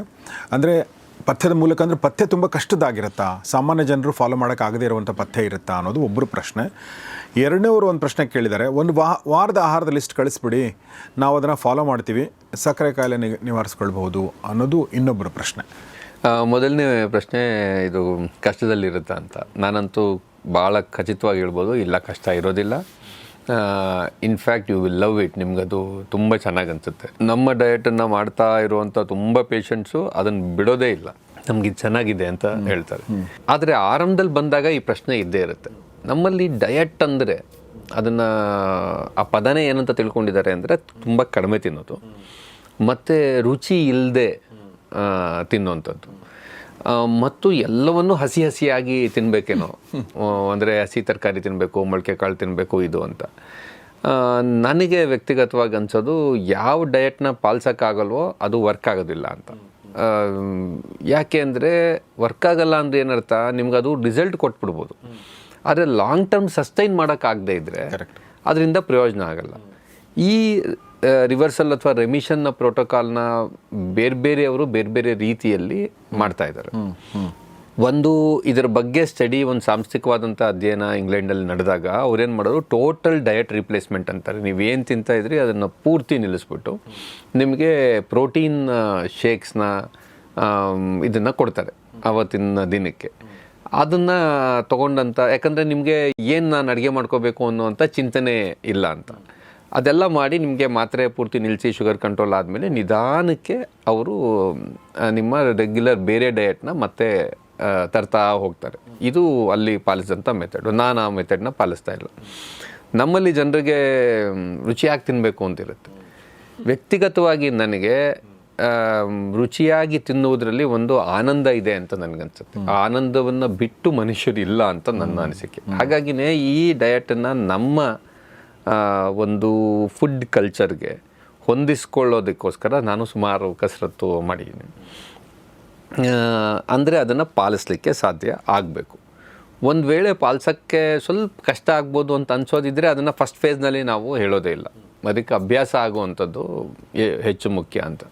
ಹಾಗಾಗಿ ಈ ಡಯಟನ್ನು ಪಾಲಿಸೋದಕ್ಕೆ ಕಷ್ಟ ಇಲ್ಲ. ಇದನ್ನು ಪಾಲಿಸಿದಂಥ ಎಲ್ಲರೂ ಕೂಡ ಇದನ್ನು ಹೇಳಿರೋದು. ಅಷ್ಟು ಮಾತ್ರ ಅಲ್ಲ, ಇನ್ನೊಂದಿದೆ. ಬೆಳಗ್ಗೆ 6 ಗಂಟೆಗೆ ನೀವು ಟೀ ಕುಡೀರಿ ಮತ್ತು 2 ಬಿಸ್ಕತ್ ತಿನ್ನಿ, 8 ಗಂಟೆಗೆ ತಿನ್ನಿ, 11 ಗಂಟೆಗೆ ತಿನ್ನಿ, 1 ಗಂಟೆಗೆ ತಿನ್ನಿ, 3 ಗಂಟೆಗೆ ತಿನ್ನಿ. ಅಂದರೆ ನೀವು ಅಡುಗೆ ಮಾಡ್ಕೊಳ್ಳೋದು ತಿಂತಾ ಇರೋದು ಇದನ್ನು ಮಾತ್ರ ಮಾಡಬೇಕಾಗತ್ತೆ. ಹಾಗೂ ಇರಬಾರ್ದು. 3 ಸರಿ ನೀವು ದಿನದಲ್ಲಿ ತಿಂದು ಕೂಡ ಇದನ್ನು ಯಾವ ರೀತಿಯಲ್ಲಿ ಪಾಲಿಸೋದಕ್ಕೆ ಸಾಧ್ಯ, ಯಾವ ರೀತಿಯಲ್ಲಿ ರಿಸಲ್ಟ್ ಬರೋಕ್ಕೆ ಸಾಧ್ಯ ಅನ್ನೋ ರೀತಿಯಲ್ಲಿ ಈ ಒಂದು ಡಯಟ್ರಿ ಪ್ರೋಟೋಕಾಲ್ನ ನಾವು ಡಿಸೈನ್ ಮಾಡಬೇಕು. ಮತ್ತು ಸುಮಾರು ಸರಿ ಅದರ ಹೊರೆ ಬೀಳೋದು ಮನೆಯಲ್ಲಿ ಮಹಿಳೆಯರ ಮೇಲೆ. ನನಗೆ ಅದನ್ನು ಮಾಡಿಕೊಡು, ಇದನ್ನು ಮಾಡಿಕೊಡು, ಡಾಕ್ಟರ್ ಹೇಳಿದ್ದಾರೆ ಅಂತ ಹೇಳಿದ್ರೆ. ಸೊ ಹಂಗಾಗಿ it should be as simple as possible. ಇನ್ನೂ ಒಂದಿದೆ, ನೀವು ಹೊರಗಡೆ ಹೋದಾಗಲೂ ಪಾಲಿಸೋಕ್ಕಾಗಬೇಕು. ಕರೆಕ್ಟ್. ನೀವು ಮನೇಲಿ ಮಾತ್ರ ಅಲ್ಲದೆ ನೀವು ಫಂಕ್ಷನ್ಸ್ಗೆ ಹೋದರೆ, ನೀವು ಹೋಟೆಲಿಗೆ ಹೋದರೂ ಕೂಡ ಪಾಲಿಸೋಕ್ಕಾಗಬೇಕು ಅದೆಲ್ಲ. ಮತ್ತು ಇನ್ನೂ ಒಂದಿದೆ, ನೀವು ನಿಮ್ಮ ಉದ್ಯೋಗ ಹೇಗಿರ್ಬೋದು. ಈಗ ಕೆಲವರು ನಾನು ಎಷ್ಟೊತ್ತಿಗೆ ತಿನ್ನಬೇಕು ಅಂತ ಕೇಳ್ತಾರೆ. ನಾನು ಏನೋ ಒಂದು ಹೇಳಬಹುದು ಅಂತ ಇಟ್ಕೊಳ್ಳಿ, ಯಾವ್ದು ತಿಂದರೆ ಹೆಚ್ಚು ಒಳ್ಳೆಯದು ಅಂತ. ಆದರೆ ಅವರು ಬೆಳಗ್ಗೆ 7:30 ಮನೆಗೆ ಬಿಡ್ತಾರಾ, 9 ಗಂಟೆಗೆ ಮನೆಗೆ ಬಿಡ್ತಾರಾ, 10 ಗಂಟೆಗೆ ಮನೆಗೆ ಬಿಡ್ತಾರಾ, ಎಷ್ಟೊತ್ತಿಗೆ ರಾತ್ರಿ ವಾಪಸ್ ಬರ್ತಾರೆ, ಇವೆಲ್ಲ ವ್ಯಕ್ತಿಯಿಂದ ವ್ಯಕ್ತಿಗೆ ಭಿನ್ನವಾಗಿರುತ್ತೆ. ನಾನು ಟೊಯೋಟೋ ಕಾರ್ಖಾನೆ ಹೋಗಿದ್ದೆ, ಬಿಡದಿಲಿರುವಂಥದ್ದು. ನಾನು 11 ಗಂಟೆ ಹೋಗಿದ್ದೀನಿ. 12 ಗಂಟೆಗೆಲ್ಲ ಊಟಕ್ಕೆ ಹೋಗಿದ್ರು ಅವರು, ನನಗೂ ಕರ್ಕೊಂಡು ಹೋದರು. ನಾನು 10 ಗಂಟೆಗೆ ನಾಷ್ಟ ಮಾಡಿದ್ದೀನಿ. 12 ಗಂಟೆಗೆ ಹೆಂಗೆ ನಾವು ಊಟ ಮಾಡೋಕ್ಕೆ ಸಾಧ್ಯ? ಅಂದರೆ ನಾನು ಹೇಳ್ತಿರೋದು, ಅವ್ರು ಎಷ್ಟು ಗಂಟೆ ಮಾಡಿರ್ತಾರೆ ಅವ್ರಿಗೆ ಅದು ಸೂಟ್ ಆಗ್ಬೋದು. ಸೊ ಪ್ರತಿಯೊಬ್ಬರಿಗೂ ಬೇರೆ ಬೇರೆ, ನೀವು ಹೇಳಿದ್ರೆ ಬೇರೆ ಬೇರೆ ಇರಬೇಕು. ಅಂದರೆ ಎಲ್ಲರೂ ಪಾಲಿಸೋಕೆ ಆಗೋ ರೀತಿಯಾದಂಥ ಸೂತ್ರಗಳನ್ನು ನಾವು ಹೇಳಬೇಕು. ಇವತ್ತು ನೀವು ಇದನ್ನೇ ತಿನ್ನಿ, ಬೆಳಗ್ಗೆ ಮಧ್ಯಾಹ್ನ ಇದನ್ನೇ ತಿನ್ನಿ, ಸಂಜೆ ಇದನ್ನೇ ತಿನ್ನಿ ಅಂತ ಹೇಳಿದ್ರೆ ಅದನ್ನೇ ಅವ್ರು ಮಾಡಿಕೊಳ್ಬೇಕು. ಅದನ್ನು ರುಚಿಕರವಾಗಿಸ್ಲಿಕ್ಕೋಸ್ಕರ ನೀವು ಪ್ರತಿದಿನ ಬದಲಾಯಿಸಿದ್ರೆ ನೀವು ಬದಲಾಯಿಸಿದಕ್ಕೆ ತಕ್ಕಂಗೆ ಮಾಡ್ಕೊಳ್ಬೇಕು. ಇನ್ನೂ ಕೆಲವರು ಇದ್ದಾರೆ, ಅಂದರೆ ಕೀಟೋ ಫ್ಲವರ್ ಅಂತ ಹೇಳ್ತಾರೆ, ಮತ್ತು ಬಾದಾಮಿ ಪುಡಿಯಲ್ಲಿ ಚಪಾತಿ ಮಾಡ್ಕೊಳ್ಳೋದು ಅಂತಂದರೆ it will become even more costlier also. So ಈ ರೀತಿಯಲ್ಲಿ ನಾವು ಮಾಡ್ಕೊಳ್ಳೋಕ್ಬಾರ್ದು ಅಂತ ನನಗನ್ಸುತ್ತೆ. ಸೊ ಅದು ನಮ್ಮ ಕೈಗೆಟುಕುವಂಥ ದರ ಕೂಡ ಇರಬೇಕು ಅದಕ್ಕೆ. ಸೊ ಆ ರೀತಿಯಲ್ಲಿ ಇದನ್ನು ಮಾಡ್ಕೊಳ್ಳೋದಕ್ಕೆ ಸಾಧ್ಯ, ಮಾಡ್ಕೊಳ್ತಾ ಇದ್ದಾರೆ ತುಂಬ ಜನ. ಇದರಲ್ಲಿ ಯಾವುದು ವರ್ಕ್ ಆಗುತ್ತೆ ಅನ್ನೋದು ಬೇರೆ. ಈಗ ಕೀಟೋ ಡಯಟ್ ಅಂತ ನಾನು ಹೇಳಿದೆ. ಕೀಟೋ ಡಯಟಲ್ಲಿ ಅದರಲ್ಲಿ ಕಾರ್ಬೋಹೈಡ್ರೇಟ್ ಇಲ್ಲವೇ ಇಲ್ಲ ಅನ್ನುವಷ್ಟು ಕಡಿಮೆ ಇರುತ್ತೆ ಮತ್ತು ಫ್ಯಾಟು ಗಣನೀಯ ಪ್ರಮಾಣದಲ್ಲಿ ಇರುತ್ತೆ. ಅದರಿಂದ ರಿಸಲ್ಟ್ ಬರೋಲ್ಲ ಅಂತಲ್ಲ, ಆದರೆ ನನಗೆ ತಿನ್ನೋಕ್ಕಾಗೋದಿಲ್ಲ. ಅದನ್ನು 6 ತಿಂಗಳು ತಿನ್ನಿ ಅಂತ ಹೇಳಿದ್ರೆ ಅದನ್ನು ತಿನ್ನಲಿಕ್ಕಾಗಲ್ಲ. ಏನಿರುತ್ತೆ ಅದರಲ್ಲಿ ಕೀಟೋ ಡಯಟಲ್ಲಿ? ಅಂದರೆ ನಿಮಗೆ ಈಗ ಪೂರ್ತಿ ನಾನ್ ವೆಜ್ಜು ಮತ್ತು ಸಾಲಡ್ ಇರುತ್ತೆ. ಅದರಲ್ಲಿ ನಿಮಗೆ ಅನ್ನ, ಚಪಾತಿ, ಮುದ್ದೆ ಇತ್ಯಾದಿಗಳು ಇರೋದಿಲ್ಲ ಅಂತ ಇಟ್ಕೊಳ್ಳಿ. ಅದನ್ನು even if you are a non vegetarian ಅದನ್ನು ಆ ರೀತಿಯಲ್ಲಿ ತಿನ್ನೋದಕ್ಕೆ ಸಾಧ್ಯನೇ ಆಗೋದಿಲ್ಲ. ಒಳ್ಳೆಯದ ಕೆಟ್ಟದ ಅನ್ನೋ ಪ್ರಶ್ನೆ ಅಲ್ಲ. ಇದನ್ನು 100ರಲ್ಲಿ 95% ಜನ ಇದನ್ನು ಪಾಲಿಸ್ಲಿಕ್ಕೆ ಆಗುತ್ತಾ ಅನ್ನೋದು ನನಗೆ ಒಂದು ಕ್ರೈಟೀರಿಯಾ, ಒಂದು ಮಾನದಂಡ. ಅಂಥದನ್ನು ಮಾತ್ರ ಹೇಳಬೇಕು ಅಂತ ನನಗೆ ಹಾಕ್ಕೊಂಡಿರೋಂಥ ನಿಯಮ. ಬೇರೆಯವರು ಅದನ್ನೇ ಮಾಡಿ ಅಂತ ನಾನು ಹೇಳೋದಿಲ್ಲ. ಯಾಕಂದರೆ we are speaking about entire population in India. ರಫ್ಲಿ 10 to 15 crore population who have diabetes, pre diabetes and undiagnosed diabetes. ಈ ಕರ್ನಾಟಕದಲ್ಲಿ ಹಾಗಾದರೆ ಎಷ್ಟು ಜನ ಇರ್ಬೋದು ಅಂತ ಲೆಕ್ಕ ಹಾಕಿ, ಬಹುಶಃ ಹತ್ತಿರ 70-80 ಲಕ್ಷ ಜನ ಇರ್ಬೋದು. ಸೊ ನಾವು ಸಾಧ್ಯ ಆದರೆ 70 ಲಕ್ಷ ಜನ ಪಾಲಿಸೋವಂಥ ಡಯಟ್ನ ಹೇಳಬೇಕು. ಅದರಲ್ಲಿ ದೃಢ ಸಂಕಲ್ಪ ಮಾಡಿ ನೀವು ಏನು ಹೇಳಿದ್ರೂ ಪಾಲಿಸೋವಂಥವ್ರು ಒಂದಷ್ಟು ಜನ ಇರ್ತಾರೆ, ಅಂಥವ್ರು ಇರ್ತಾರೆ. ಡಾಕ್ಟ್ರೇ ನೀವು ಹೇಳಿದ್ದನ್ನು ನಾನು ಉಲ್ಲಂಘಿಸೇ ಇಲ್ಲ ಅಂತ ಹೇಳ್ತಾರೆ. ಮತ್ತು ನಾನು ಅವ್ರು ಬಂದ ಮೇಲೆ ಒಂದು 6 ವಾರ ಆದಮೇಲೆ ಕೇಳ್ತೀನಿ, ನೀವು ಡಯಟ್ ಫಾಲೋ ಮಾಡಿದಿರಲ್ಲ, ನಿಮಗೆ ನೀವು ಎಷ್ಟು ಮಾರ್ಕ್ಸ್ ಕೊಟ್ಕೊಳ್ತೀರಾ ಅಂತ. ಅವ್ರು ಹೇಳ್ತಾರೆ 100%, 100ಕ್ಕೆ 100 ಮಾರ್ಕ್ಸು ಅಂತ ಹೇಳ್ತಾರೆ. ನಾನು 100ಕ್ಕೆ 100 ಹೆಂಗೆ ಸಾಧ್ಯ, ಏನೇನು ಮಾಡಿದ್ದೀರ ಅಂದರೆ ನಿಜವಾಗ್ಲೂ ಮಾಡಿರ್ತಾರೆ. ಅಫ್ಕೋರ್ಸ್ ಈ ಡಯಟ್ ಮಾಡೋದು ಈಸಿ, ಮಾಡಿರ್ಲೂಬಹುದು. ಆದರೆ ಎಲ್ಲ ರೀತಿಯಾದಂಥ ಕಠಿಣವಾದ ಡಯಟ್ನೂ ಹಂಗೆ ಮಾಡೋಕ್ಕಾಗಲ್ಲ. ಹಾಗಾಗಿ ಇದನ್ನು ಸುಲಭದಲ್ಲಿ ಮಾಡುವ ಹಾಗೆ ಇರಬೇಕು. ಬಟ್ ಈ ಸುಲಭ ಅಂತ ಅನ್ನೋದನ್ನು ಡಿಫೈನ್ ಮಾಡೋದು ಕೂಡ ಅಷ್ಟು ಸುಲಭ ಅಲ್ಲ. ಯಾಕಂದರೆ ಕೆಲವರಿಗೆ ಅವ್ರು ಇಲ್ಲಿ ತನಕ ತಿನ್ಕೊಂಬಂದಿರ್ತಾರಲ್ಲ, ಒಂದು ಅಬ್ನಾರ್ಮಲ್ ಡಯಟು ಯಥೇಚ್ಛವಾಗಿ ಅನ್ನ ಮತ್ತು ಬೇಕಂದಾಗೆಲ್ಲ ಸ್ವೀಟ್ಸ್ ತಿನ್ನೋದು, ಫ್ರೂಟ್ಸ್ ಕಂಡಂಗೆಲ್ಲ ತಿಂತಾ ಇರೋದು, ಚಾಕ್ಲೇಟ್ ತಿನ್ನೋದು, ಎಲ್ಲ ಜಂಕ್ ಫುಡ್ ತಿಂತಾ ಇರೋದು, ಅದನ್ನೆಲ್ಲೋ ಬದಲಾವಣೆ ಆಗದೆ ಆಗಬೇಕು ಅಂತಂದ್ರೂ ಆಗೋದಿಲ್ಲ. ಹಾಗಾಗಿ ಮೊದಲಿಗೆ ಅವರಿಗೆ ಆರೋಗ್ಯಕರವಾದಂಥ ಆಹಾರ ಅಂದರೆ ಏನು ಅದನ್ನು ಸರಿಯಾಗಿ ತಿಳಿಸಿ ಅದರಲ್ಲಿ ರುಚಿ ಹತ್ತಿಸ್ಬೇಕು ಅಂತೀನಿ ನಾನು. ನಿಮಗೆ ರುಚಿ ಹತ್ತಿದ್ರೆ ಯಾವುದಾದ್ರೂ ಕೂಡ ಆಮೇಲೆ ಸುಲಭ ಆಗುತ್ತೆ. ಆಮೇಲೆ ಅದೊಂದು ಅಭ್ಯಾಸವಾಗಿ ಮತ್ತು ಒಂದು ಸಂಸ್ಕೃತಿಯಾಗಿ ಬೆಳೆಯುತ್ತೆ. ನಿಜ ಅಂದರೆ ನಮ್ಮ ಆಹಾರ ಸಂಸ್ಕೃತಿಯಲ್ಲಿ ಗಣನೀಯ ಪ್ರಮಾಣದ ಬದಲಾವಣೆ ಆಗಬೇಕಾಗಿದೆ. ಹೌದಾ? ಹೌದು, ಸಿಕ್ಕಾಬಟ್ಟೆ. ಅಂದರೆ ಗ್ರೀನ್ ರೆವಲ್ಯೂಷನ್ ನಂತರದಲ್ಲಿ ದೇಶದಲ್ಲಿ ಒಂದು ಆಹಾರ ಸ್ವಾವಲಂಬನೆ ಸಾರ್ವಭೌಮತೆಯನ್ನು ಸಾಧಿಸಬೇಕು ಅಂತ ಹೇಳಿ ಬೆಳೆದಿದ್ದೆಲ್ಲ ಕಾರ್ಬೋಹೈಡ್ರೇಟ್ನೇ. ಭತ್ತ ಬೆಳೆದ್ರು, ಗೋಧಿ ಬೆಳೆದ್ರು, ಕಬ್ಬು ಬೆಳೆದ್ರು. ಸೊ ಅದರಿಂದ ಏನೆಲ್ಲ ನಿಮಗೆ ಬರ್ಬೋದು ಎಲ್ಲ ಬಂತು ಮೈದಾ ತನಕ. ಹಾಗಾಗಿ ಅದನ್ನು ಹೋಗಲಾಡಿಸಿ ನಿಮಗೆ ಕಾಳು ಹೆಚ್ಚಿರೋ ಹಾಗೆ, ಮೀನು ಮೊಟ್ಟೆ ತಿನ್ನಲಿಕ್ಕಾಗೋ ಹಾಗೆ, ತರಕಾರಿಗಳು, ನಟ್ಸ್ ಆ್ಯಂಡ್ ಸೀಡ್ಸ್ ಇವೆಲ್ಲ ನಮ್ಮ ಆಹಾರದಲ್ಲಿ ಸೇರ್ಕೋಬೇಕು ಮತ್ತು ಅದು ರುಚಿಕರವಾಗಿರೋ ರೀತಿಯ ಒಂದು ಪ್ಲೇಟ್ ತಯಾರಾಗಬೇಕು. ಎಕ್ಸಾಕ್ಟ್ಲಿ. ಅದನ್ನು ನಾವು ಮಾಡಲಿಕ್ಕೆ ಪ್ರಯತ್ನ ಪಡ್ತೀವಿ. ಇನ್ನು ಎರಡನೇ ಪ್ರಶ್ನೆ ಕೇಳಿದ್ದೇನಂತಂದರೆ, ಒಂದು ಚಾರ್ಟ್ ಕೊಟ್ಬಿಡಿ ನಮಗೆ ಅಂಥೇಳಿ.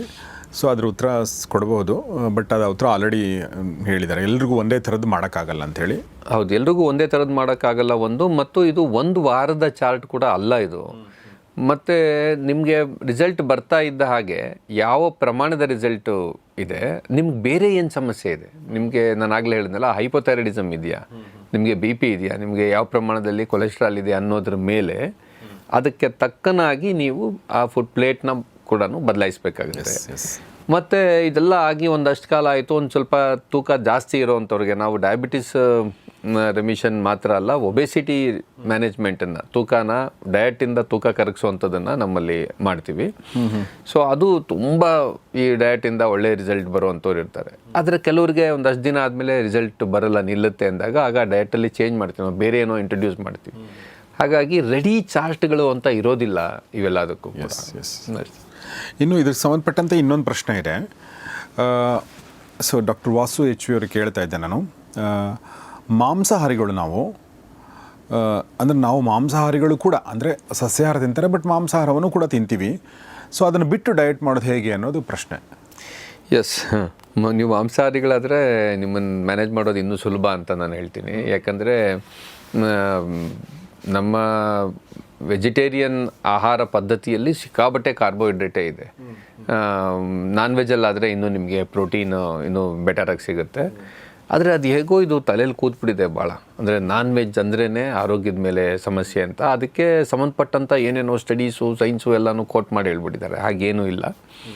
ಅಫ್ಕೋರ್ಸ್ ಎಷ್ಟು ಬೇಕಾದರೂ ನಾನು ರೆಡ್ ಮೀಟ್ ತಿಂತಾನೆ ಇರ್ಬೋದಾ ಅಂದರೆ ಇಲ್ಲ, ಹಾಗಿಲ್ಲ. ನಿಮಗೆ ಅದನ್ನು ಎಷ್ಟು ಹಿತಮಿತವಾಗಿ ತಿನ್ನಬೇಕು ಅನ್ನೋದ್ರ ಬಗ್ಗೆ ನಾವು ನಿಮಗೆ ಹೇಳೋಕ್ಕಿರುತ್ತೆ. ನಾನ್ ವೆಜ್ ಇರೋದ್ರಲ್ಲಿ ಏನೂ ಸಮಸ್ಯೆ ಇಲ್ಲ. ಮೊಟ್ಟೆ ಅದರಲ್ಲೂ ಕೂಡ ಅಲ್ಲಿಂದ ನೀವು ಶುರು ಮಾಡೋದಾದರೆ ಮೊಟ್ಟೆ, ಮೀನು ಇದು ಅತ್ಯಂತ ಪೌಷ್ಟಿಕವಾದಂಥ ಆಹಾರ. ನಮ್ಮ ಕಲ್ಚರಲ್ ಗ್ಯಾಪ್ಸ್ ಕಾರಣಕ್ಕಾಗಿ, ಅಂದರೆ ಸಾಂಸ್ಕೃತಿಕ ಕಾರಣಗಳಿಂದಾಗಿ ಕೆಲವರಿಗೆ ನಾನ್ ವೆಜ್ ತಿನ್ನಲಿಕ್ಕೆ ಸಾಧ್ಯನೇ ಆಗಲ್ಲ ಅಂದಾಗ ಅವ್ರಿಗೆ ಸಸ್ಯಾಹಾರ ಅಂದರೆ ನಮ್ಮಲ್ಲಿ ಹಾಲನ್ನು ಏನೋ ಜನ ಮಾಂಸಾಹಾರ ಅಂತ ಪರಿಗಣಿಸಿಲ್ಲ, ಹಾಲಿನ ಉತ್ಪನ್ನಗಳು ಇವೆಲ್ಲವನ್ನು ಕೂಡ ಇವೆಲ್ಲ ಗಮನದಲ್ಲಿಟ್ಕೊಂಡು ನಾವು ಅವ್ರಿಗಾಗುವಂಥ ಒಂದು ಡಯಟನ್ನು ಹೇಳ್ತೀವಿ. ಸೊ ನಾನ್ ವೆಜ್ ತಿನ್ನೋದ್ರಿಂದ ಏನೂ ಸಮಸ್ಯೆ ಇಲ್ಲ. ಆದರೆ ಕೆಲವು ಡಯಾಬಿಟಿಸ್ ರಿವರ್ಸಲ್ ಪ್ರೋಟೋಕಾಲ್ನ ಫಾಲೋ ಮಾಡೋರು ಯಾವ ಕಾರಣಕ್ಕೆ ಗೊತ್ತಿಲ್ಲ ವೀಗನ್ ಡಯಟನ್ನು, ವೀಗನ್ ಅಂದಾಗ ಯಾವುದೇ ರೀತಿಯ ಮಾಂಸ ಇಲ್ಲ ಮಾತ್ರ ಅಲ್ಲ, ಹಾಲು ಮತ್ತು ಹಾಲಿನ ಉತ್ಪನ್ನಗಳನ್ನು ಕೂಡ ಸೇವಿಸದೇ ಇರುವ, ಸಜೆಸ್ಟ್ ಮಾಡದೇ ಇರುವಂಥ ಡಯಟಿಕ್ ಪ್ರೋಟೋಕಾಲ್ ಇದೆ. ಅದಕ್ಕೆ ಅವರು ಸಾಂಸ್ಕೃತಿಕ ಕಾರಣಗಳನ್ನು ಹೇಳೋದಕ್ಕಿಂತ ಹೆಚ್ಚಾಗಿ ಕೆಲವು ಸ್ಟಡಿಗಳನ್ನು ಮುಂದೆ ಇಟ್ಟು ಅದನ್ನು ಹೇಳ್ತಾ ಇದ್ದಾರೆ. ನಮ್ಮಲ್ಲಿ ಕ್ಲಿಯರ್, ನೀವು ವೆಜಿಟೇರಿಯನ್ ಆಗಿರಿ ಅಥವಾ ನಾನ್ ವೆಜಿಟೇರಿಯನ್ ಆಗಿರಿ, ಇದನ್ನು ಪಾಲಿಸಲಿಕ್ಕೆ ಸಾಧ್ಯ ಆಗುತ್ತೆ ಈ ಡಯಟ್ನ. ಇನ್ಫ್ಯಾಕ್ಟ್ ನೀವು ನಾನ್ ವೆಜಿಟೇರಿಯನ್ ಆಗಿದ್ದರೆ ಇನ್ನೂ ಸುಲಭದಲ್ಲಿ ಇದನ್ನು ಪಾಲನೆ ಮಾಡೋಕ್ಕೆ ಸಾಧ್ಯ ಆಗುತ್ತೆ. ರೆಡ್ ಮೀಟ್ ಅಂತ ಹೇಳಿದ್ರಲ್ಲ, ಏನು ರೆಡ್ ಮೀಟ್ ಅಂದರೆ ಆ್ಯಕ್ಚುಲಿ? ಅಂದರೆ ಕಂಟಿನ್ಯೂಸ್ ರೆಡ್ ಮೀಟ್ ತಿನ್ನೋಕ್ಕಾಗಲ್ಲ ಅಂತ ಹೇಳಿದ್ರಿ ನೀವು? ಇಲ್ಲ, ಅಂದರೆ ನಿಮಗೆ ಫಿಶ್ಶು ಮತ್ತು ಚಿಕನ್ನನ್ನು ರೆಡ್ ಮೀಟ್ ಅಂತ ಕರೆಯಲ್ಲ. ನಿಮಗೆ ಮಟನ್ನು, ಪೋರ್ಕು ಮತ್ತು ಬೀಫು ಇದನ್ನು ರೆಡ್ ಮೀಟ್ ಅಂತ ಕರೀತಾರೆ. ಸೊ ಅದರೊಳಗಡೆ ನಿಮಗೆ ಈ ಮಿಕ್ಕಂತೆ ಚಿಕನ್ ಮತ್ತು ಫಿಶ್ಗಿಂತ ಭಿನ್ನವಾದಂಥ ರೀತಿಯ ಪ್ರೋಟೀನ್ ಇರುತ್ತೆ ಮಾತ್ರ ಅಲ್ಲ, ಹೆಚ್ಚಿನ ಫ್ಯಾಟ್ ಕೂಡ ಇರುತ್ತೆ. ಹಾಗಾಗಿ ಅದನ್ನು ಯಥೇಚ್ಛವಾಗಿ ತಿಂತಾ ಇರೋದು ಇನ್ನೂ ಹೆಚ್ಚಿನ ಕ್ಯಾಲೋರೀಸ್ನೂ ಕೂಡ ನಿಮಗೆ ಆ್ಯಡ್ ಮಾಡ್ತಾ ಹೋಗುತ್ತೆ. ಈ ಪ್ರಶ್ನೆ ಏನು ಅಂದರೆ, ಮಿಲೆಟ್ಸಲ್ಲಿ ಅಂದರೆ ಸಿರಿಧಾನ್ಯ, ಅವುಗಳಲ್ಲಿ ಕಾರ್ಬೋಹೈಡ್ರೇಟ್ ಜಾಸ್ತಿ ಇದೆ ಅಂತ ಕೆಲವರು ಹೇಳ್ತಾರೆ, ಇನ್ನು ಕೆಲವರು ಅದನ್ನು ತಿನ್ನಿ ಶುಗರ್ಗೆ ಒಳ್ಳೆಯದು ಅಂತ ಹೇಳ್ತಾರೆ. ಇದು ತುಂಬ ಮುಖ್ಯವಾದ ಪ್ರಶ್ನೆ. ಯಾಕಂದರೆ ಬೇರೆ ಬೇರೆ ಸಂದರ್ಭದಲ್ಲಿ, ಬೇರೆ ಬೇರೆ ದಶಕಗಳಲ್ಲಿ ಬೇರೆ ಬೇರೆ ರೀತಿಯಾದಂಥ ಆಹಾರ ಕ್ರಮಗಳನ್ನು ಇದನ್ನೇ ಮಾಡಿ ಅಂತ ಅಥವಾ ಮಾಡಬೇಡಿ ಅನ್ನೋದು ನಡೆದಿದೆ. ಉದಾಹರಣೆಗೆ 1990ರ ಆಸುಪಾಸಿನಿಂದ ತೀರಾ ಇತ್ತೀಚಿನವರೆಗೂ ಈ ಜಗತ್ತಿನಲ್ಲಿ ಒಂದು ಫ್ಯಾಟ್ ಫೋಬಿಯಾ ಇತ್ತು. ಅಂದರೆ ಫ್ಯಾಟ್ ತಿನ್ನಬಾರ್ದು ಬೆಣ್ಣೆ ತಿನ್ಬಾರ್ದು, ತುಪ್ಪ ತಿನ್ಬಾರ್ದು ಅಂತ ತಿನ್ನಬಾರ್ದು, ಎಲ್ಲ ತಿನ್ನಬಾರ್ದು, ಕೊಬ್ಬರಿ ಎಣ್ಣೆ ತಿನ್ನಬಾರ್ದು, ಇವೆಲ್ಲ ಒಂದಷ್ಟು ಕಾಲದಲ್ಲಿ ಇತ್ತು. ಅದನ್ನು ನಾನು ಅದೇ ಫ್ಯಾಟ್ ಫೋಬಿಯಾ ಅಂತ ಹೇಳ್ತೀನಿ. ಅದನ್ನು ಕಾಂಪನ್ಸೇಟ್ ಮಾಡೋದಕ್ಕೆ ಸಿಕ್ಕಾಬಟ್ಟೆ ಕಾರ್ಬೋಹೈಡ್ರೇಟು ಮತ್ತು ಉಪ್ಪಿರೋ ಅಂತ ಜಂಕ್ ಫುಡ್ಡು ಸಿಕ್ಕಾಬಟ್ಟೆ ಬಂದುಬಿಟ್ಟಿದೆ. ಇದರಲ್ಲಿ ಅಷ್ಟೊಂದು ಫ್ಯಾಟ್ ಇಲ್ಲ ಅಂತ ಕೂಡ ಬೇಕಾದರೆ ಹೇಳಿಬಿಡ್ತಾರೆ. ಆದರೆ ಆ ಕಾರ್ಬೋಹೈಡ್ರೇಟ್ ಸಿಕ್ಕಾಬಟ್ಟೆ ಸಮಸ್ಯೆ ಅಂತ ನಾವು ಹೇಳ್ತಾ ಇದ್ದೀವಿ. ಈ ಅವಧಿಯಲ್ಲಿ ಇನ್ನೊಂದು ಬಂದಿರುವಂಥದ್ದು ಸಿರಿಧಾನ್ಯದ್ದು. ಸೊ ಮಿಲೆಟ್ಸ್ ಏನು ನಾವು ಕರಿತೀವಿ, ಇದೆಲ್ಲವೂ ಕೂಡ ರಾಮಬಾಣ, ಎಲ್ಲಕ್ಕೂ ಕೂಡ ಮಿಲೆಟ್ಸ್ ರಾಮಬಾಣ ಅಂತ ಹೇಳುವವರು ಇದ್ದಾರೆ. ನಾನೀಗೊಂದು 5-6 ವರ್ಷಗಳ ಕೆಳಗಡೆ ಒಬ್ಬರು ನನಗೆ ತುಂಬ ಪರಿಚಿತರು ಒಂದು ಆಕ್ಸಿಡೆಂಟ್ ಆಗಿ ಬಂದರು ಬೆಂಗಳೂರಿಗೆ. ನಾವು ಆಸ್ಪತ್ರೆಯಲ್ಲಿ ನಾನು ಹೋಗಿ, ನನಗೆ ಪರಿಚಿತ ಡಾಕ್ಟ್ರಿದ್ರು. ಅವರು ಶುಗರ್ ಟೆಸ್ಟ್ ಮಾಡಿಸಿದ ತಕ್ಷಣ 350 ಇತ್ತು.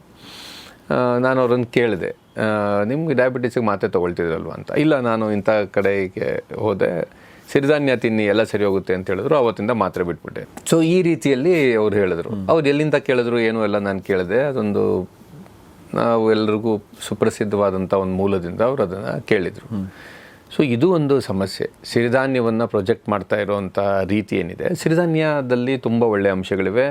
ನೀವು ಬಿಳಿ ಅಕ್ಕಿ ಅಥವಾ ರಾಗಿ ಅಥವಾ ಚಪಾತಿ ಅದಕ್ಕಿಂತ ಸಿರಿಧಾನ್ಯ ಬೆಟರು. ಮೈದಾಗಂತೂ ನೀವು ಹೋಲ್ಸೋಕ್ಕೆ ಆಗೋದಿಲ್ಲ, ಆ ರೀತಿಯಲ್ಲಿ ಒಳ್ಳೆಯದು. ಅದರಲ್ಲಿ ನಿಮಗೆ ಕಾರ್ಬೋಹೈಡ್ರೇಟ್ ಅಲ್ಲದೆ ಫೈಬರ್ ಇರುತ್ತೆ ಮತ್ತು ಬೇರೆ ಬೇರೆ ರೀತಿಯ ಮಿನರಲ್ಸು ಇವೆಲ್ಲ ಕೂಡ ಅದರಿಂದ ಸಿಗುತ್ತೆ. ಆದರೆ ಸಿರಿಧಾನ್ಯದ ಪ್ರಧಾನ ಕಾಂಪೊನೆಂಟ್ ಕೂಡ ಕಾರ್ಬೋಹೈಡ್ರೇಟ್. ಇದು ನಮ್ಗೆ ಗೊತ್ತಿರಬೇಕು. ನೀವು ಸಿರಿಧಾನ್ಯಕ್ಕೂ ಕಾಳಿಗೂ ಹೋಲಿಸಿದ್ರೆ ಕಾಳು ಬೆಟರ್. ಅಂದರೆ ಹಂಗಿಲ್ಲದೆ ಸಿರಿಧಾನ್ಯವೆಂದರೆ ಸಂಪೂರ್ಣ ಏನು ರಾಮಬಾಣದ ರೀತಿಯಲ್ಲಿ ಪ್ರೊಜೆಕ್ಷನ್ ಏನಾಗಿದೆ ಅದು ವಾಸ್ತವ ಅಲ್ಲ. ಹಾಗಾಗಿಯೇ ನಾನು ಅಕ್ಕಿ, ರಾಗಿ, ಗೋಧಿ, ಜೋಳ ಆದಮೇಲೆ ಸಿರಿಧಾನ್ಯ ಅಂತ ಸೇರಿಸ್ತೀನಿ.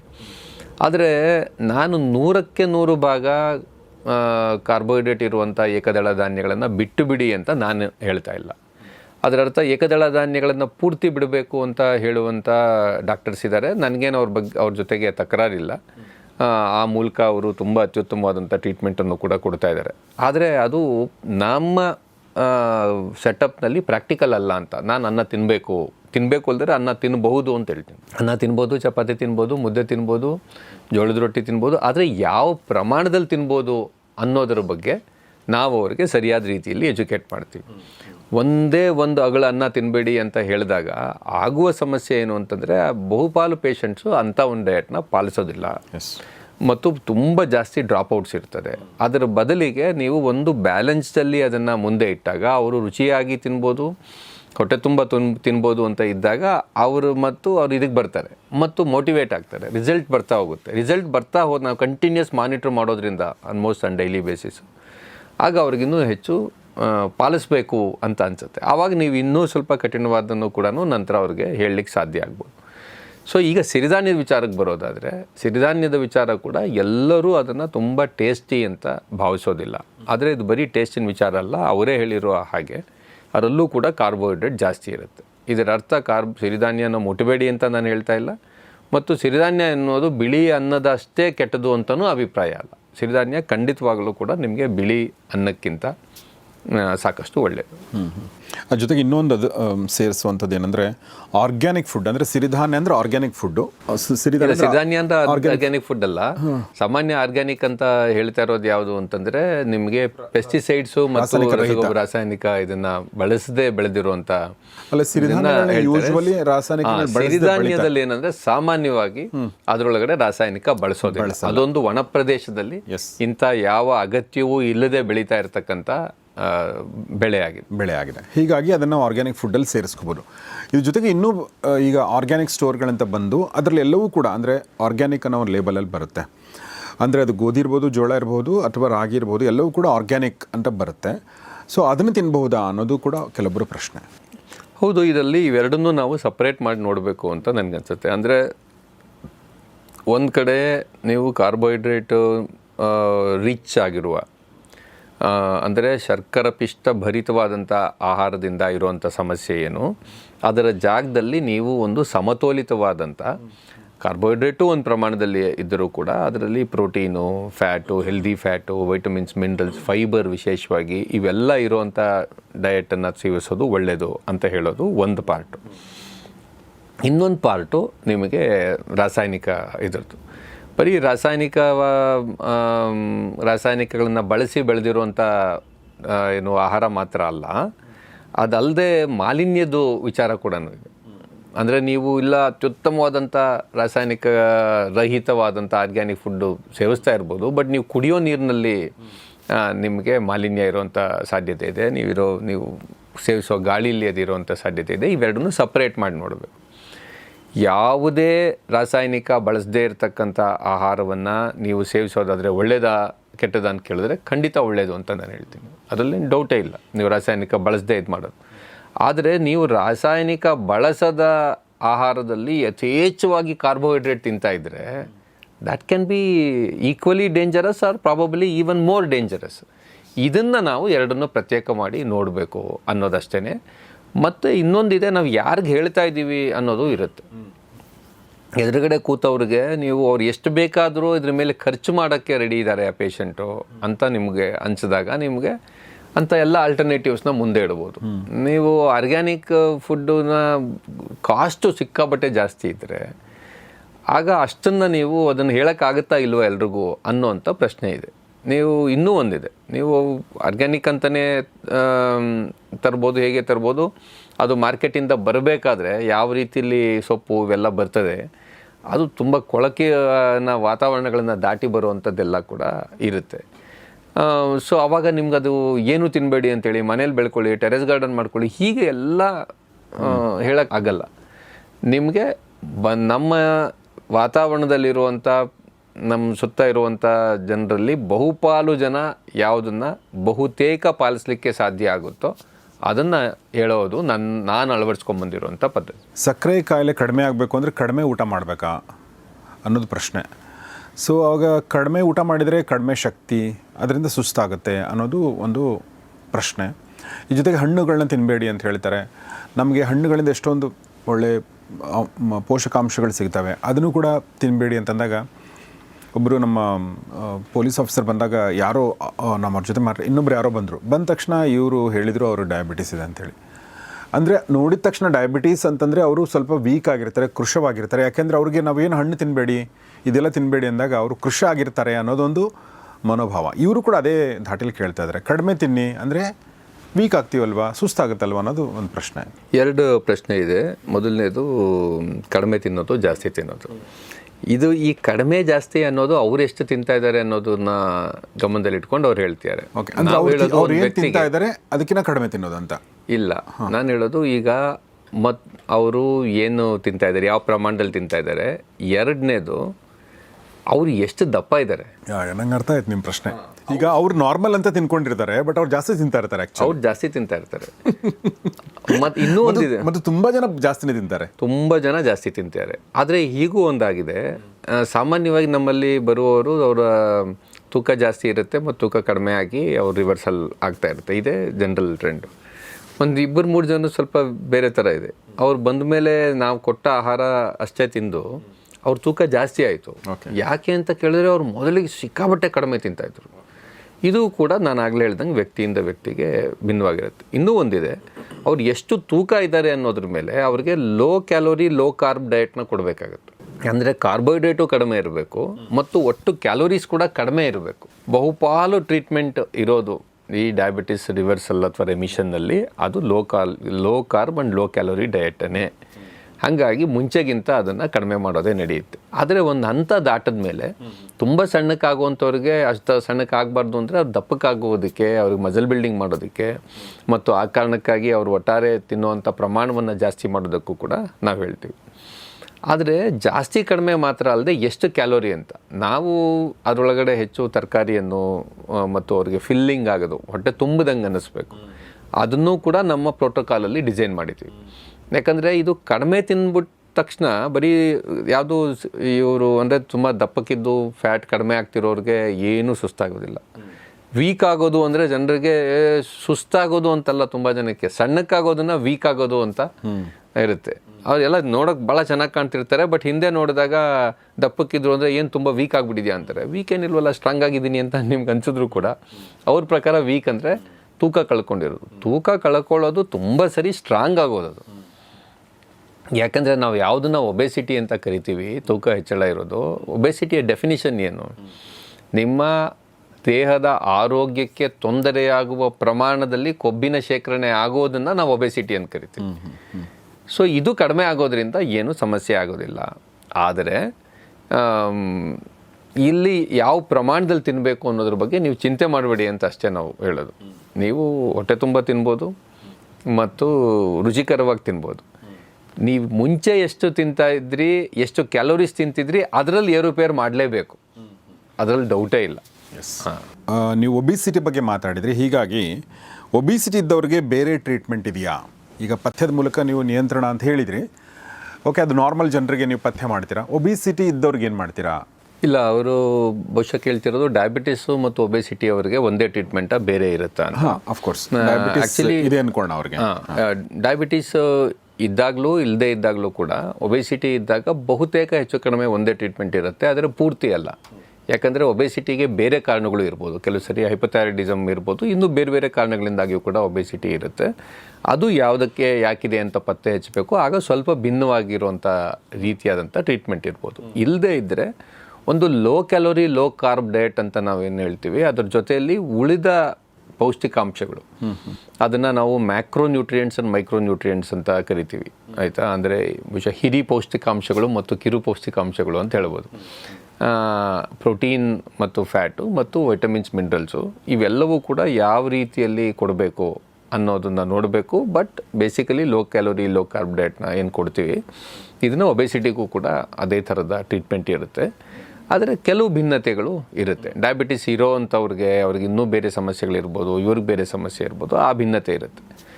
Otherwise low calorie low carb diet ಏನಿದೆ, ಇದು ಬಹುತೇಕ ಟ್ರೀಟ್ಮೆಂಟ್ ಪ್ರೋಟೋಕಾಲ್ನ ಭಾಗ. ಅದನ್ನು ಏರುಪೇರು ಮಾಡೋದು ಹೇಗೆ ಅಂತಂದ್ರೆ ನೀವೇ ಮಾಡ್ಕೊಳ್ಳೋಕೆ ಹೋಗಬೇಡಿ. ಅದನ್ನು ನೀವು ಅಗೇನ್ ಟೆಸ್ಟ್ ಮಾಡಬೇಕು ಮತ್ತು ನೀವು ತಜ್ಞರ ಹತ್ರ ಹೋಗಿ ಅದನ್ನು ಏರುಪೇರು ಮಾಡಬೇಕಾಗತ್ತೆ. ಬೆಂಗಳೂರಿಂದ ಹೊರಗಡೆ ಇದ್ದವರು ಇಲ್ಲಿಗೆ ಬಂದೇ ನೀವು ಕನ್ಸಲ್ಟ್ ಮಾಡಬೇಕಂತಿಲ್ಲ, ಆನ್ಲೈನ್ ಮೂಲಕ ಕೂಡ ಅವ್ರನ್ನ ನೀವು ಕನ್ಸಲ್ಟ್ ಮಾಡ್ಬೋದು. ಅದರ ಡೀಟೇಲ್ಸ್ ಎಲ್ಲವನ್ನು ಕೂಡ ನಾನು ಡಿಸ್ಕ್ರಿಪ್ಷನಲ್ಲಿ ಹಾಕಿರ್ತೀನಿ, ಆಸಕ್ತರು ಸಂಪರ್ಕಿಸಿ. ನಾವು ಪದೇ ಪದೇ ಹೇಳೋದು ಇಂಥ ವಿಚಾರದಲ್ಲಿ ಇದು ನಮ್ಮ ಕ್ಲಿನಿಕ್ಕು ನಮ್ಮ ಸೆಂಟರ್ ಮಾತ್ರ ಇದೆ ಅಂತಲ್ಲ. ಈ ವಿಚಾರದೊಳಗಡೆ ಇದರ ಬಗ್ಗೆ ಸರಿಯಾದಂಥ ತಿಳುವಳಿಕೆ ಕೊಡ್ಬೋದಲ್ಲ ಅಂತ ಯಾವುದೇ ಜಾಗಕ್ಕೂ ಕೂಡ ನೀವು ಹೋಗಿ ಟ್ರೀಟ್ಮೆಂಟ್ ತಗೋ. ಎಸ್, ಡಯಾಬಿಟಿಸ್ ಇದ್ದವರು ಡ್ರಿಂಕ್ಸ್ ಮಾಡ್ಬೋದಾ? ನಾನು ಆ್ಯಕ್ಚುಲಿ ಬೇರೆ ಥರ ಅಂದ್ಕೊಂಡಿದ್ದೆ. ಡ್ರಿಂಕ್ಸ್ ಮಾಡ್ತಾ ಇರೋರು ಡಯಾಬಿಟಿಸ್ ಬಂದರೆ ಅದನ್ನು ಕ್ಯೂರ್ ಮಾಡ್ಕೊಳ್ಬೋದಾ ಅಂತ ಪ್ರಶ್ನೆ ಇದೆ ಅಂದ್ಕೊಂಡಿದ್ದೆ. ಇವ್ರು ಉಲ್ಟಾ ಕೇಳ್ತಾ ಇದ್ದಾರೆ, ಡಯಾಬಿಟಿಸ್ ಇದ್ದವರು ಡ್ರಿಂಕ್ಸ್ ಮಾಡ್ಬೋದಾ ಅಂತೇಳಿ. ಡಾಕ್ಟ್ರನ್ನ ಹಿಂಗೆ ಕೇಳಿ ಡಾಕ್ಟ್ರು ಆಯಿತು ನೀವು ಡ್ರಿಂಕ್ಸ್ ಮಾಡ್ಬೋದು ಅಂತ ಹೇಳೋಕ್ಕಾಗಲ್ಲ. ಸೊ ಇದು ಒಂದು ಡೆಫಿನೆಟ್ಲಿ ಡ್ರಿಂಕ್ಸು ಒಳ್ಳೆಯದಲ್ಲ, ಅದರಲ್ಲಿ ಏನು ಸಂದೇಹವೇ ಇಲ್ಲ. ಮತ್ತು ಕೆಲವು ಥರದ ಆಲ್ಕೋಹಾಲ್ ಒಳ್ಳೆಯದಾ? ಇಷ್ಟು ಪ್ರಮಾಣದ ಆಲ್ಕೋಹಾಲ್ ಕುಡಿಯೋದು is it not good for health? It's good appetiser. Red wine ಕುಡಿಬೋದಾ? ಬಿಯರ್ ವಾರಕ್ಕೆ ಒಂದ್ಸಲ ಕುಡಿಬೋದಾ ಅಂತ ಇದೆಲ್ಲ ಕೇಳೋರು ಇರ್ತಾರೆ. ಡಾಕ್ಟರ್ ಅಬ್ಬೆ ಫಿಲಿಪ್ಸ್ ಅಂತ ಒಬ್ಬರು ಹೆಪಟಾಲಜಿಸ್ಟ್ ಇದ್ದಾರೆ. ಹೆಪಟಾಲಜಿ ಅಂದರೆ ಲಿವರ್ಗೆ ಸಂಬಂಧಪಟ್ಟ ಡಾಕ್ಟ್ರು. ಹೆಮಟಾಲಜಿ ಅಂದರೆ ರಕ್ತಕ್ಕೆ ಸಂಬಂಧಪಟ್ಟಿದ್ದ ಡಾಕ್ಟ್ರು. ಸೊ ಲಿವರ್ ಡಾಕ್ ಅಂತ ಇವರು ಟ್ವಿಟರ್ನಲ್ಲಿ ಕೂಡ ಸಾಕಷ್ಟಿದೆ ಅವ್ರ ಬಗ್ಗೆ, ಅವರು ಬರಿತಾ ಇರ್ತಾರೆ. ಸೊ ಅವ್ರು ಹೇಳೋದು no alcohol is good alcohol ಅಂತ. ಸೊ ಡಾಕ್ಟ್ರು ನಿಮಗೆ ಯಾವ ಆಲ್ಕೋಹಾಲ್ ಕುಡೀರಿ ಅಂತ ಹೇಳೋಕ್ಕೆ ಸಾಧ್ಯನೇ ಇಲ್ಲ. ಆದರೆ ಕೆಲವು ಸರಿ ಏನಾಗುತ್ತೆ, ಕೆಲವರು ಬಂದವರು ಆ ರೀತಿಯಲ್ಲಿ ಒಟ್ಟಿಗೆ ಬಿಡಲಿಕ್ಕೆ ಸಾಧ್ಯ ಆಗಲ್ಲ ಅಂತ ಇಟ್ಕೊಳ್ಳಿ. ಆಗ ನಾವು ಅವರಿಗೆ ಸಲಹೆಗಳನ್ನು ಏನು ಹೇಳ್ತೀನಿ, ಅವ್ರು ಬಂದಾಗ ಹೇಳ್ತೀನಿ. ಯಾಕಂದರೆ ಇಲ್ಲಿ ತನಕ ಕುಡಿದೇ ಇರೋವಂಥವ್ರಿಗೆ ನಾವು ಕುಡಿಯೋದಕ್ಕೆ ಹೊಸ ಸಲಹೆ ಕೊಡೋದನ್ನು ಮಾಡಬಾರ್ದು. ಇಂಥ ತುಂಬ ವಿಡಿಯೋಗಳಲ್ಲಿ ಒಂದೊಂದು ತುಣುಕನ್ನು ನೋಡಿ ಕೆಲವರು ಅಷ್ಟೇನು ಒಳ್ಳೇದಲ್ಲದೆ ಇರುವಂಥ ಅಭ್ಯಾಸಗಳನ್ನು ಕೂಡ ಬೆಳೆಸ್ಕೊಳ್ತಾರೆ. But I should only say no alcohol is good alcohol. ನಾವು ಅಂದರೆ ಯಾವುದೇ ಆಲ್ಕೋಹಾಲ್ ಕೂಡ ಒಳ್ಳೆ ಆಲ್ಕೋಹಾಲ್ ಅಲ್ಲ, ಒಳ್ಳೆ ಆಲ್ಕೋಹಾಲ್ ಅಲ್ಲ, ಮತ್ತು ಯಾರಿಗೂ ಒಳ್ಳೇದಲ್ಲ. ಡಯಾಬಿಟಿಸ್ ಇದ್ರೂ ಒಳ್ಳೇದಲ್ಲ, ಡಯಾಬಿಟಿಸ್ ಇಲ್ಲದೆ ಇದ್ರೂ ಒಳ್ಳೇದಲ್ಲ ಅನ್ನೋದನ್ನು ಡಾಕ್ಟರ್ ಹೇಳ್ತಾ ಇದ್ದಾರೆ. ಆದರೆ ಇನ್ನೊಂದು ಪ್ರಶ್ನೆ ನೀವು ಕೇಳಿದ್ದಿದೆ, ಅಂದರೆ ಡಯಾಬಿಟಿಸ್ ಅವರು ಕುಡಿತಾ ಇದ್ದರೆ ಅಂಥವರು ಕೂಡ ಈ ಡಯಾಬಿಟಿಸ್ ರಿವರ್ಸಲ್ ಇದಕ್ಕೆ ಮಾಡ್ಬೋದಾ ಅಂತ. ಖಂಡಿತ ಬರ್ಬೋದು. ಕುಡಿತದ ಬಗ್ಗೆ ಕೂಡ ನಾವು ಅವಾಗ ನಿಮ್ಮ ಜೊತೆಗೆ ಮಾತಾಡ್ತೀವಿ. ಅದನ್ನು ನಿಮ್ಮ ಪರಿಸ್ಥಿತಿ ಏನಿದೆ, ಎಷ್ಟು ತೊಗೊಳ್ತಿದ್ದೀರಿ, ಅದನ್ನು ಹೆಂಗೆ ಮ್ಯಾನೇಜ್ ಮಾಡ್ಬೋದು ಏನು ಅನ್ನೋಂಥ ಸಜೆಷನ್ನ ಕೊಡೋದಿರುತ್ತೆ. ಆದರೆ ಒಂದು ಮುಖ್ಯವಾಗಿ ಡಯಾಬಿಟಿಸ್ ಇರೋರದ್ದು ನಾವು ಮೆಟಬಾಲಿಕ್ ಸಿಂಡ್ರೋಮ್ ಅಂತೀವಿ. ಅಂದರೆ ಡಯಾಬಿಟಿಸು, ಹೈಪರ್ ಟೆನ್ಷನ್ನು ಮತ್ತು ಕೊಲೆಸ್ಟ್ರಾಲ್ನಲ್ಲಿ ಹೆಚ್ಚಿರುವಂಥದ್ದು ಇವೆಲ್ಲ ಏನಿದೆ ಮತ್ತು ತೂಕನೂ ಹೆಚ್ಚಳ ಸೇರಿ ಅದನ್ನು ಒಬೆಸಿಟಿ ಅಂತ ಕರಿತೀವಿ. ಆ ಥರ ಇರೋರಿಗೆಲ್ರಿಗೂ ಫ್ಯಾಟಿ ಲಿವರ್ ಇರುತ್ತೆ. Okay, grade 1 fatty liver, grade 2 fatty liver ಅಂತೆಲ್ಲ ಕರಿತೀವಿ. ಅದು ಈ ಕುಡಿತಾ ಇರುವಂಥವರಲ್ಲಿ ಅದಕ್ಕೆ ಇನ್ನೊಂದಷ್ಟು ಜಾಸ್ತಿ ಇರುತ್ತೆ. ಅದು ಇನ್ಫ್ಯಾಕ್ಟ್ ಈ ಮೆಟಬಾಲಿಕ್ ಸಿಂಡ್ರೋಮ್ನಲ್ಲಿ non alcoholic fatty liver disease ಅಂತ ಅದನ್ನು ಕರಿತಾ ಇದ್ವಿ. ಈಗ ಒಂಚೂರು ಹೆಸರು ಬದಲಿಸಿದ್ವಿ, ಸ್ವಲ್ಪ ಮೆಡಿಕಲ್ ನೇಮ್ ಇದೆ. ಬಟ್ ಯಾಕೆ ಅದನ್ನು ನಾನ್ ಆಲ್ಕೋಹಾಲಿಕ್ ಫ್ಯಾಟಿ ಲಿವರ್ ಡಿಸೀಸ್ ಅಂತ ಕರಿತಿದ್ವಿ ಅಂದರೆ ಅದು ಆಲ್ಕೋಹಾಲಿಕ್ಸಲ್ಲಿ ಜಾಸ್ತಿ. ಆಲ್ಕೋಹಾಲಿಕ್ಸಲ್ಲಿ ಫ್ಯಾಟಿ ಲಿವರ್ ಅನ್ನೋದು ಜಾಸ್ತಿ. ಇನ್ನೂ ಸಿಕ್ಕಾಬಟ್ಟೆ ಆಲ್ಕೋಹಾಲ್ ತೊಗೊಂಡ್ರೆ ಸಿರೋಸಿಸ್ ಆಫ್ ಲಿವರ್ ಅಂತ ಕರಿತೀವಿ. ಲಿವರ್ನ ಸ್ಕಾರಿಂಗ್ ಆಗಿ ಅದರಲ್ಲಿ ಲಿವರ್ ಟಿಶ್ಯೂಗಿಂತ ಈ ಸ್ಕಾರ್ ಟಿಶ್ಯೂನೇ ಜಾಸ್ತಿಯಾಗಿ ಪ್ರಾಬ್ಲಮ್ ಆಗುವಂಥದ್ದು, ಅಂದರೆ ಎಕ್ಸ್ಟ್ರೀಮ್ ಆಲ್ಕೋಹಾಲಿಕ್ಸ್ಗೆ. ಸೊ ಅದು ಆಲ್ಕೋಹಾಲನ್ನು ಒಂದು ದಿನವೂ ಕೂಡ ಅದರ ವಾಸನೆಯನ್ನೇ ನೋಡದೇ ಇದ್ದಂಥವ್ರಿಗೂ ಕೂಡ ಬರುತ್ತೆ. ಅದು ನಾನ್ ಆಲ್ಕೋಹಾಲಿಕ್ ಫ್ಯಾಟಿ ಲಿವರ್ ಡಿಸೀಸ್. ಅಂದರೆ ಮಿತಿಮೀರಿದಂಥ ಕಾರ್ಬೋಹೈಡ್ರೇಟ್ ಸೇವನೆಯು ಸೇರಿದಂತೆ ಇನ್ಸುಲಿನ್ ರೆಸಿಸ್ಟೆನ್ಸ್ ಅಂತ ಏನು ಕರಿತೀವಿ ಅದು ಇರುವಂಥವ್ರು. ಅಂದರೆ ಯಾವುದು ಆಲ್ಕೋಹಾಲ್ ತಗೊಳ್ಳದೇ ಇದ್ದವ್ರಿಗೂ ಬರುತ್ತೆ, ಅದು ಆಲ್ಕೋಹಾಲ್ ತಗೊಳ್ಳೋರಿಗೆ ಜಾಸ್ತಿ ಬರುತ್ತೆ. ಹಂಗಾಗಿ ನೀವು ಆ ಎಚ್ಚರವನ್ನು ವಹಿಸಬೇಕು ಈ ವಿಚಾರದಲ್ಲಿ ಅಂತ ಅನ್ಸುತ್ತೆ. ಆಮೇಲೆ ಡಯಾಬಿಟಿಸ್ ಇದ್ದವರು ಈಗ ಒಂದಷ್ಟು ಏನೋ ಕೆಲಸಗಳು, ಅಂದರೆ ಒಂದಷ್ಟು ಒಳ್ಳೆ ಕೆಲಸಗಳನ್ನ ಪಥ್ಯಗಳನ್ನೋ ಮಾತ್ರೆ ತಗೊಳ್ಳೋದು ಮಾಡ್ತಿರ್ತಾರೆ. ಅದ್ರ ಜೊತೆಗೆ ಅವರು ಡ್ರಿಂಕ್ಸ್ ಕೂಡ ಮಾಡ್ತಿರ್ತಾರೆ. ಹೀಗಾಗಿ ನನ್ನ ಪ್ರಕಾರ ಅವರು ಅಂದರೆ ಪ್ರಿವೆಂಟಿವ್ ಮೆಜರ್ಸು ಅಥವಾ ಇದೆಲ್ಲ ಮಾಡೋಕ್ಕಿಂತ ಮುಂಚೆ ಅವ್ರು ಬಹುಶಃ ಡ್ರಿಂಕ್ಸ್ನ ಸ್ಟಾಪ್ ಮಾಡ್ಬೇಕನ್ಸುತ್ತೆ ಅಲ್ವಾ? ಮಾಡಬೇಕು. ಇದೆಲ್ಲ ನಾನು ಡಯಟ್ ಬಗ್ಗೆ ಹೆಂಗೆ ಹೇಳಿದೆ, ನೀವು 1 ಗ್ರಾಮ್ ಕೂಡ ಕಾರ್ಬೋಹೈಡ್ರೇಟ್ ತಿಂದೇ ಇದ್ರೆ ಒಳ್ಳೇದೇ ಅಲ್ವಾ? ಆದರೂ ಕೂಡ ನಾನು ಕಾರ್ಬೋಹೈಡ್ರೇಟ್ನ ಆ ಡಯಟಲ್ಲಿ ಯಾಕೆ ಇನ್ಕ್ಲೂಡ್ ಮಾಡ್ಕೊಂಡಿದ್ದೀವಿ ಅಂತ ಹೇಳಿದ್ರೆ, ಹೆಚ್ಚೆಚ್ಚು ಜನ ಇದನ್ನು ಪಾಲನೆ ಮಾಡಲಿ, ನಿಧಾನಕ್ಕೆ ಅವರ ಅಭ್ಯಾಸಗಳನ್ನು ಬದಲಾಯಿಸ್ಕೊಳ್ಳಿ ಅಂತ. 100ಕ್ಕೆ 100 ಭಾಗ ಕಾರ್ಬೋಹೈಡ್ರೇಟ್ನ ಬಿಟ್ಬಿಡಬೇಕು ಅಂತ ನಾನಂತೂ ಹೇಳಿಲ್ಲ. ಅದು ಸರಿ ತಪ್ಪಿನ ಪ್ರಶ್ನೆ ಅಲ್ಲ. ಅದು 100ರಲ್ಲಿ 95 ಜನ ಖುಷಿಯಿಂದ ಪಾಲಿಸಬೇಕು ಅನ್ನೋ ದೃಷ್ಟಿಯಿಂದ. ಹಾಗೇನೆ ಯಾರಾದರೂ ಆಲ್ಕೋಹಾಲಿಕ್ ಬಂದರೆ ಅವ್ರು ಎಷ್ಟು ವರ್ಷದಿಂದ ತೊಗೊಳ್ತಿದ್ದಾರೆ, ಈಗ ಅವ್ರ ಪರಿಸ್ಥಿತಿ ಏನಿದೆ, ಎಷ್ಟು ದಿನಕ್ಕೊಂದ್ಸರಿ ತೊಗೊಳ್ತಾರೆ, ಯಾವ ಪ್ರಮಾಣದಲ್ಲಿ ತೊಗೊಳ್ತಾರೆ, ಏನನ್ನು ತೊಗೊಳ್ತಾರೆ, ಇದನ್ನೆಲ್ಲ ಕೇಳಿ ನಾವು ಅವ್ರಿಗೆ ಅಡ್ವೈಸ್ ಮಾಡಿ ಅವ್ರಿಗೆ ಒಟ್ಟು ಅವ್ರ ಆರೋಗ್ಯವನ್ನು ಸರಿ ಮಾಡ್ಕೊಳ್ಳೋಕೆ ಏನು ಬೇಕು ಅನ್ನೋಂಥ ಅಡ್ವೈಸು ಕೊಡ್ತೀವಿ. ಒಂದು ಪ್ರಶ್ನೆ ಏನಂದರೆ, ಡಯಾಬಿಟಿಸ್ ಯಾಕೆ ಫುಲ್ ಕ್ಯೂರ್ ಆಗಲ್ಲ ಅನ್ನೋದೊಂದು ಪ್ರಶ್ನೆ. ನಾವು ಕಂಟ್ರೋಲ್, ರೆಮಿಷನ್ ಈ ಥರ ಮಾತಾಡ್ತೀವಲ್ವಾ? ಸೊ ಡಯಾಬಿಟಿಸ್ ಹೋಯಿತು ಅಂತ ಯಾಕಾಗಲ್ಲ ಅನ್ನೋದು ಪ್ರಶ್ನೆ. ಡಯಾಬಿಟಿಸ್ ಹೋಗ್ಬಿಡ್ತು ಅಂತ ಆಗೋದೇ ಇಲ್ಲ ಅಂತ ಅಲ್ಲ, ಅದು ಕೂಡ ಸಾಧ್ಯ.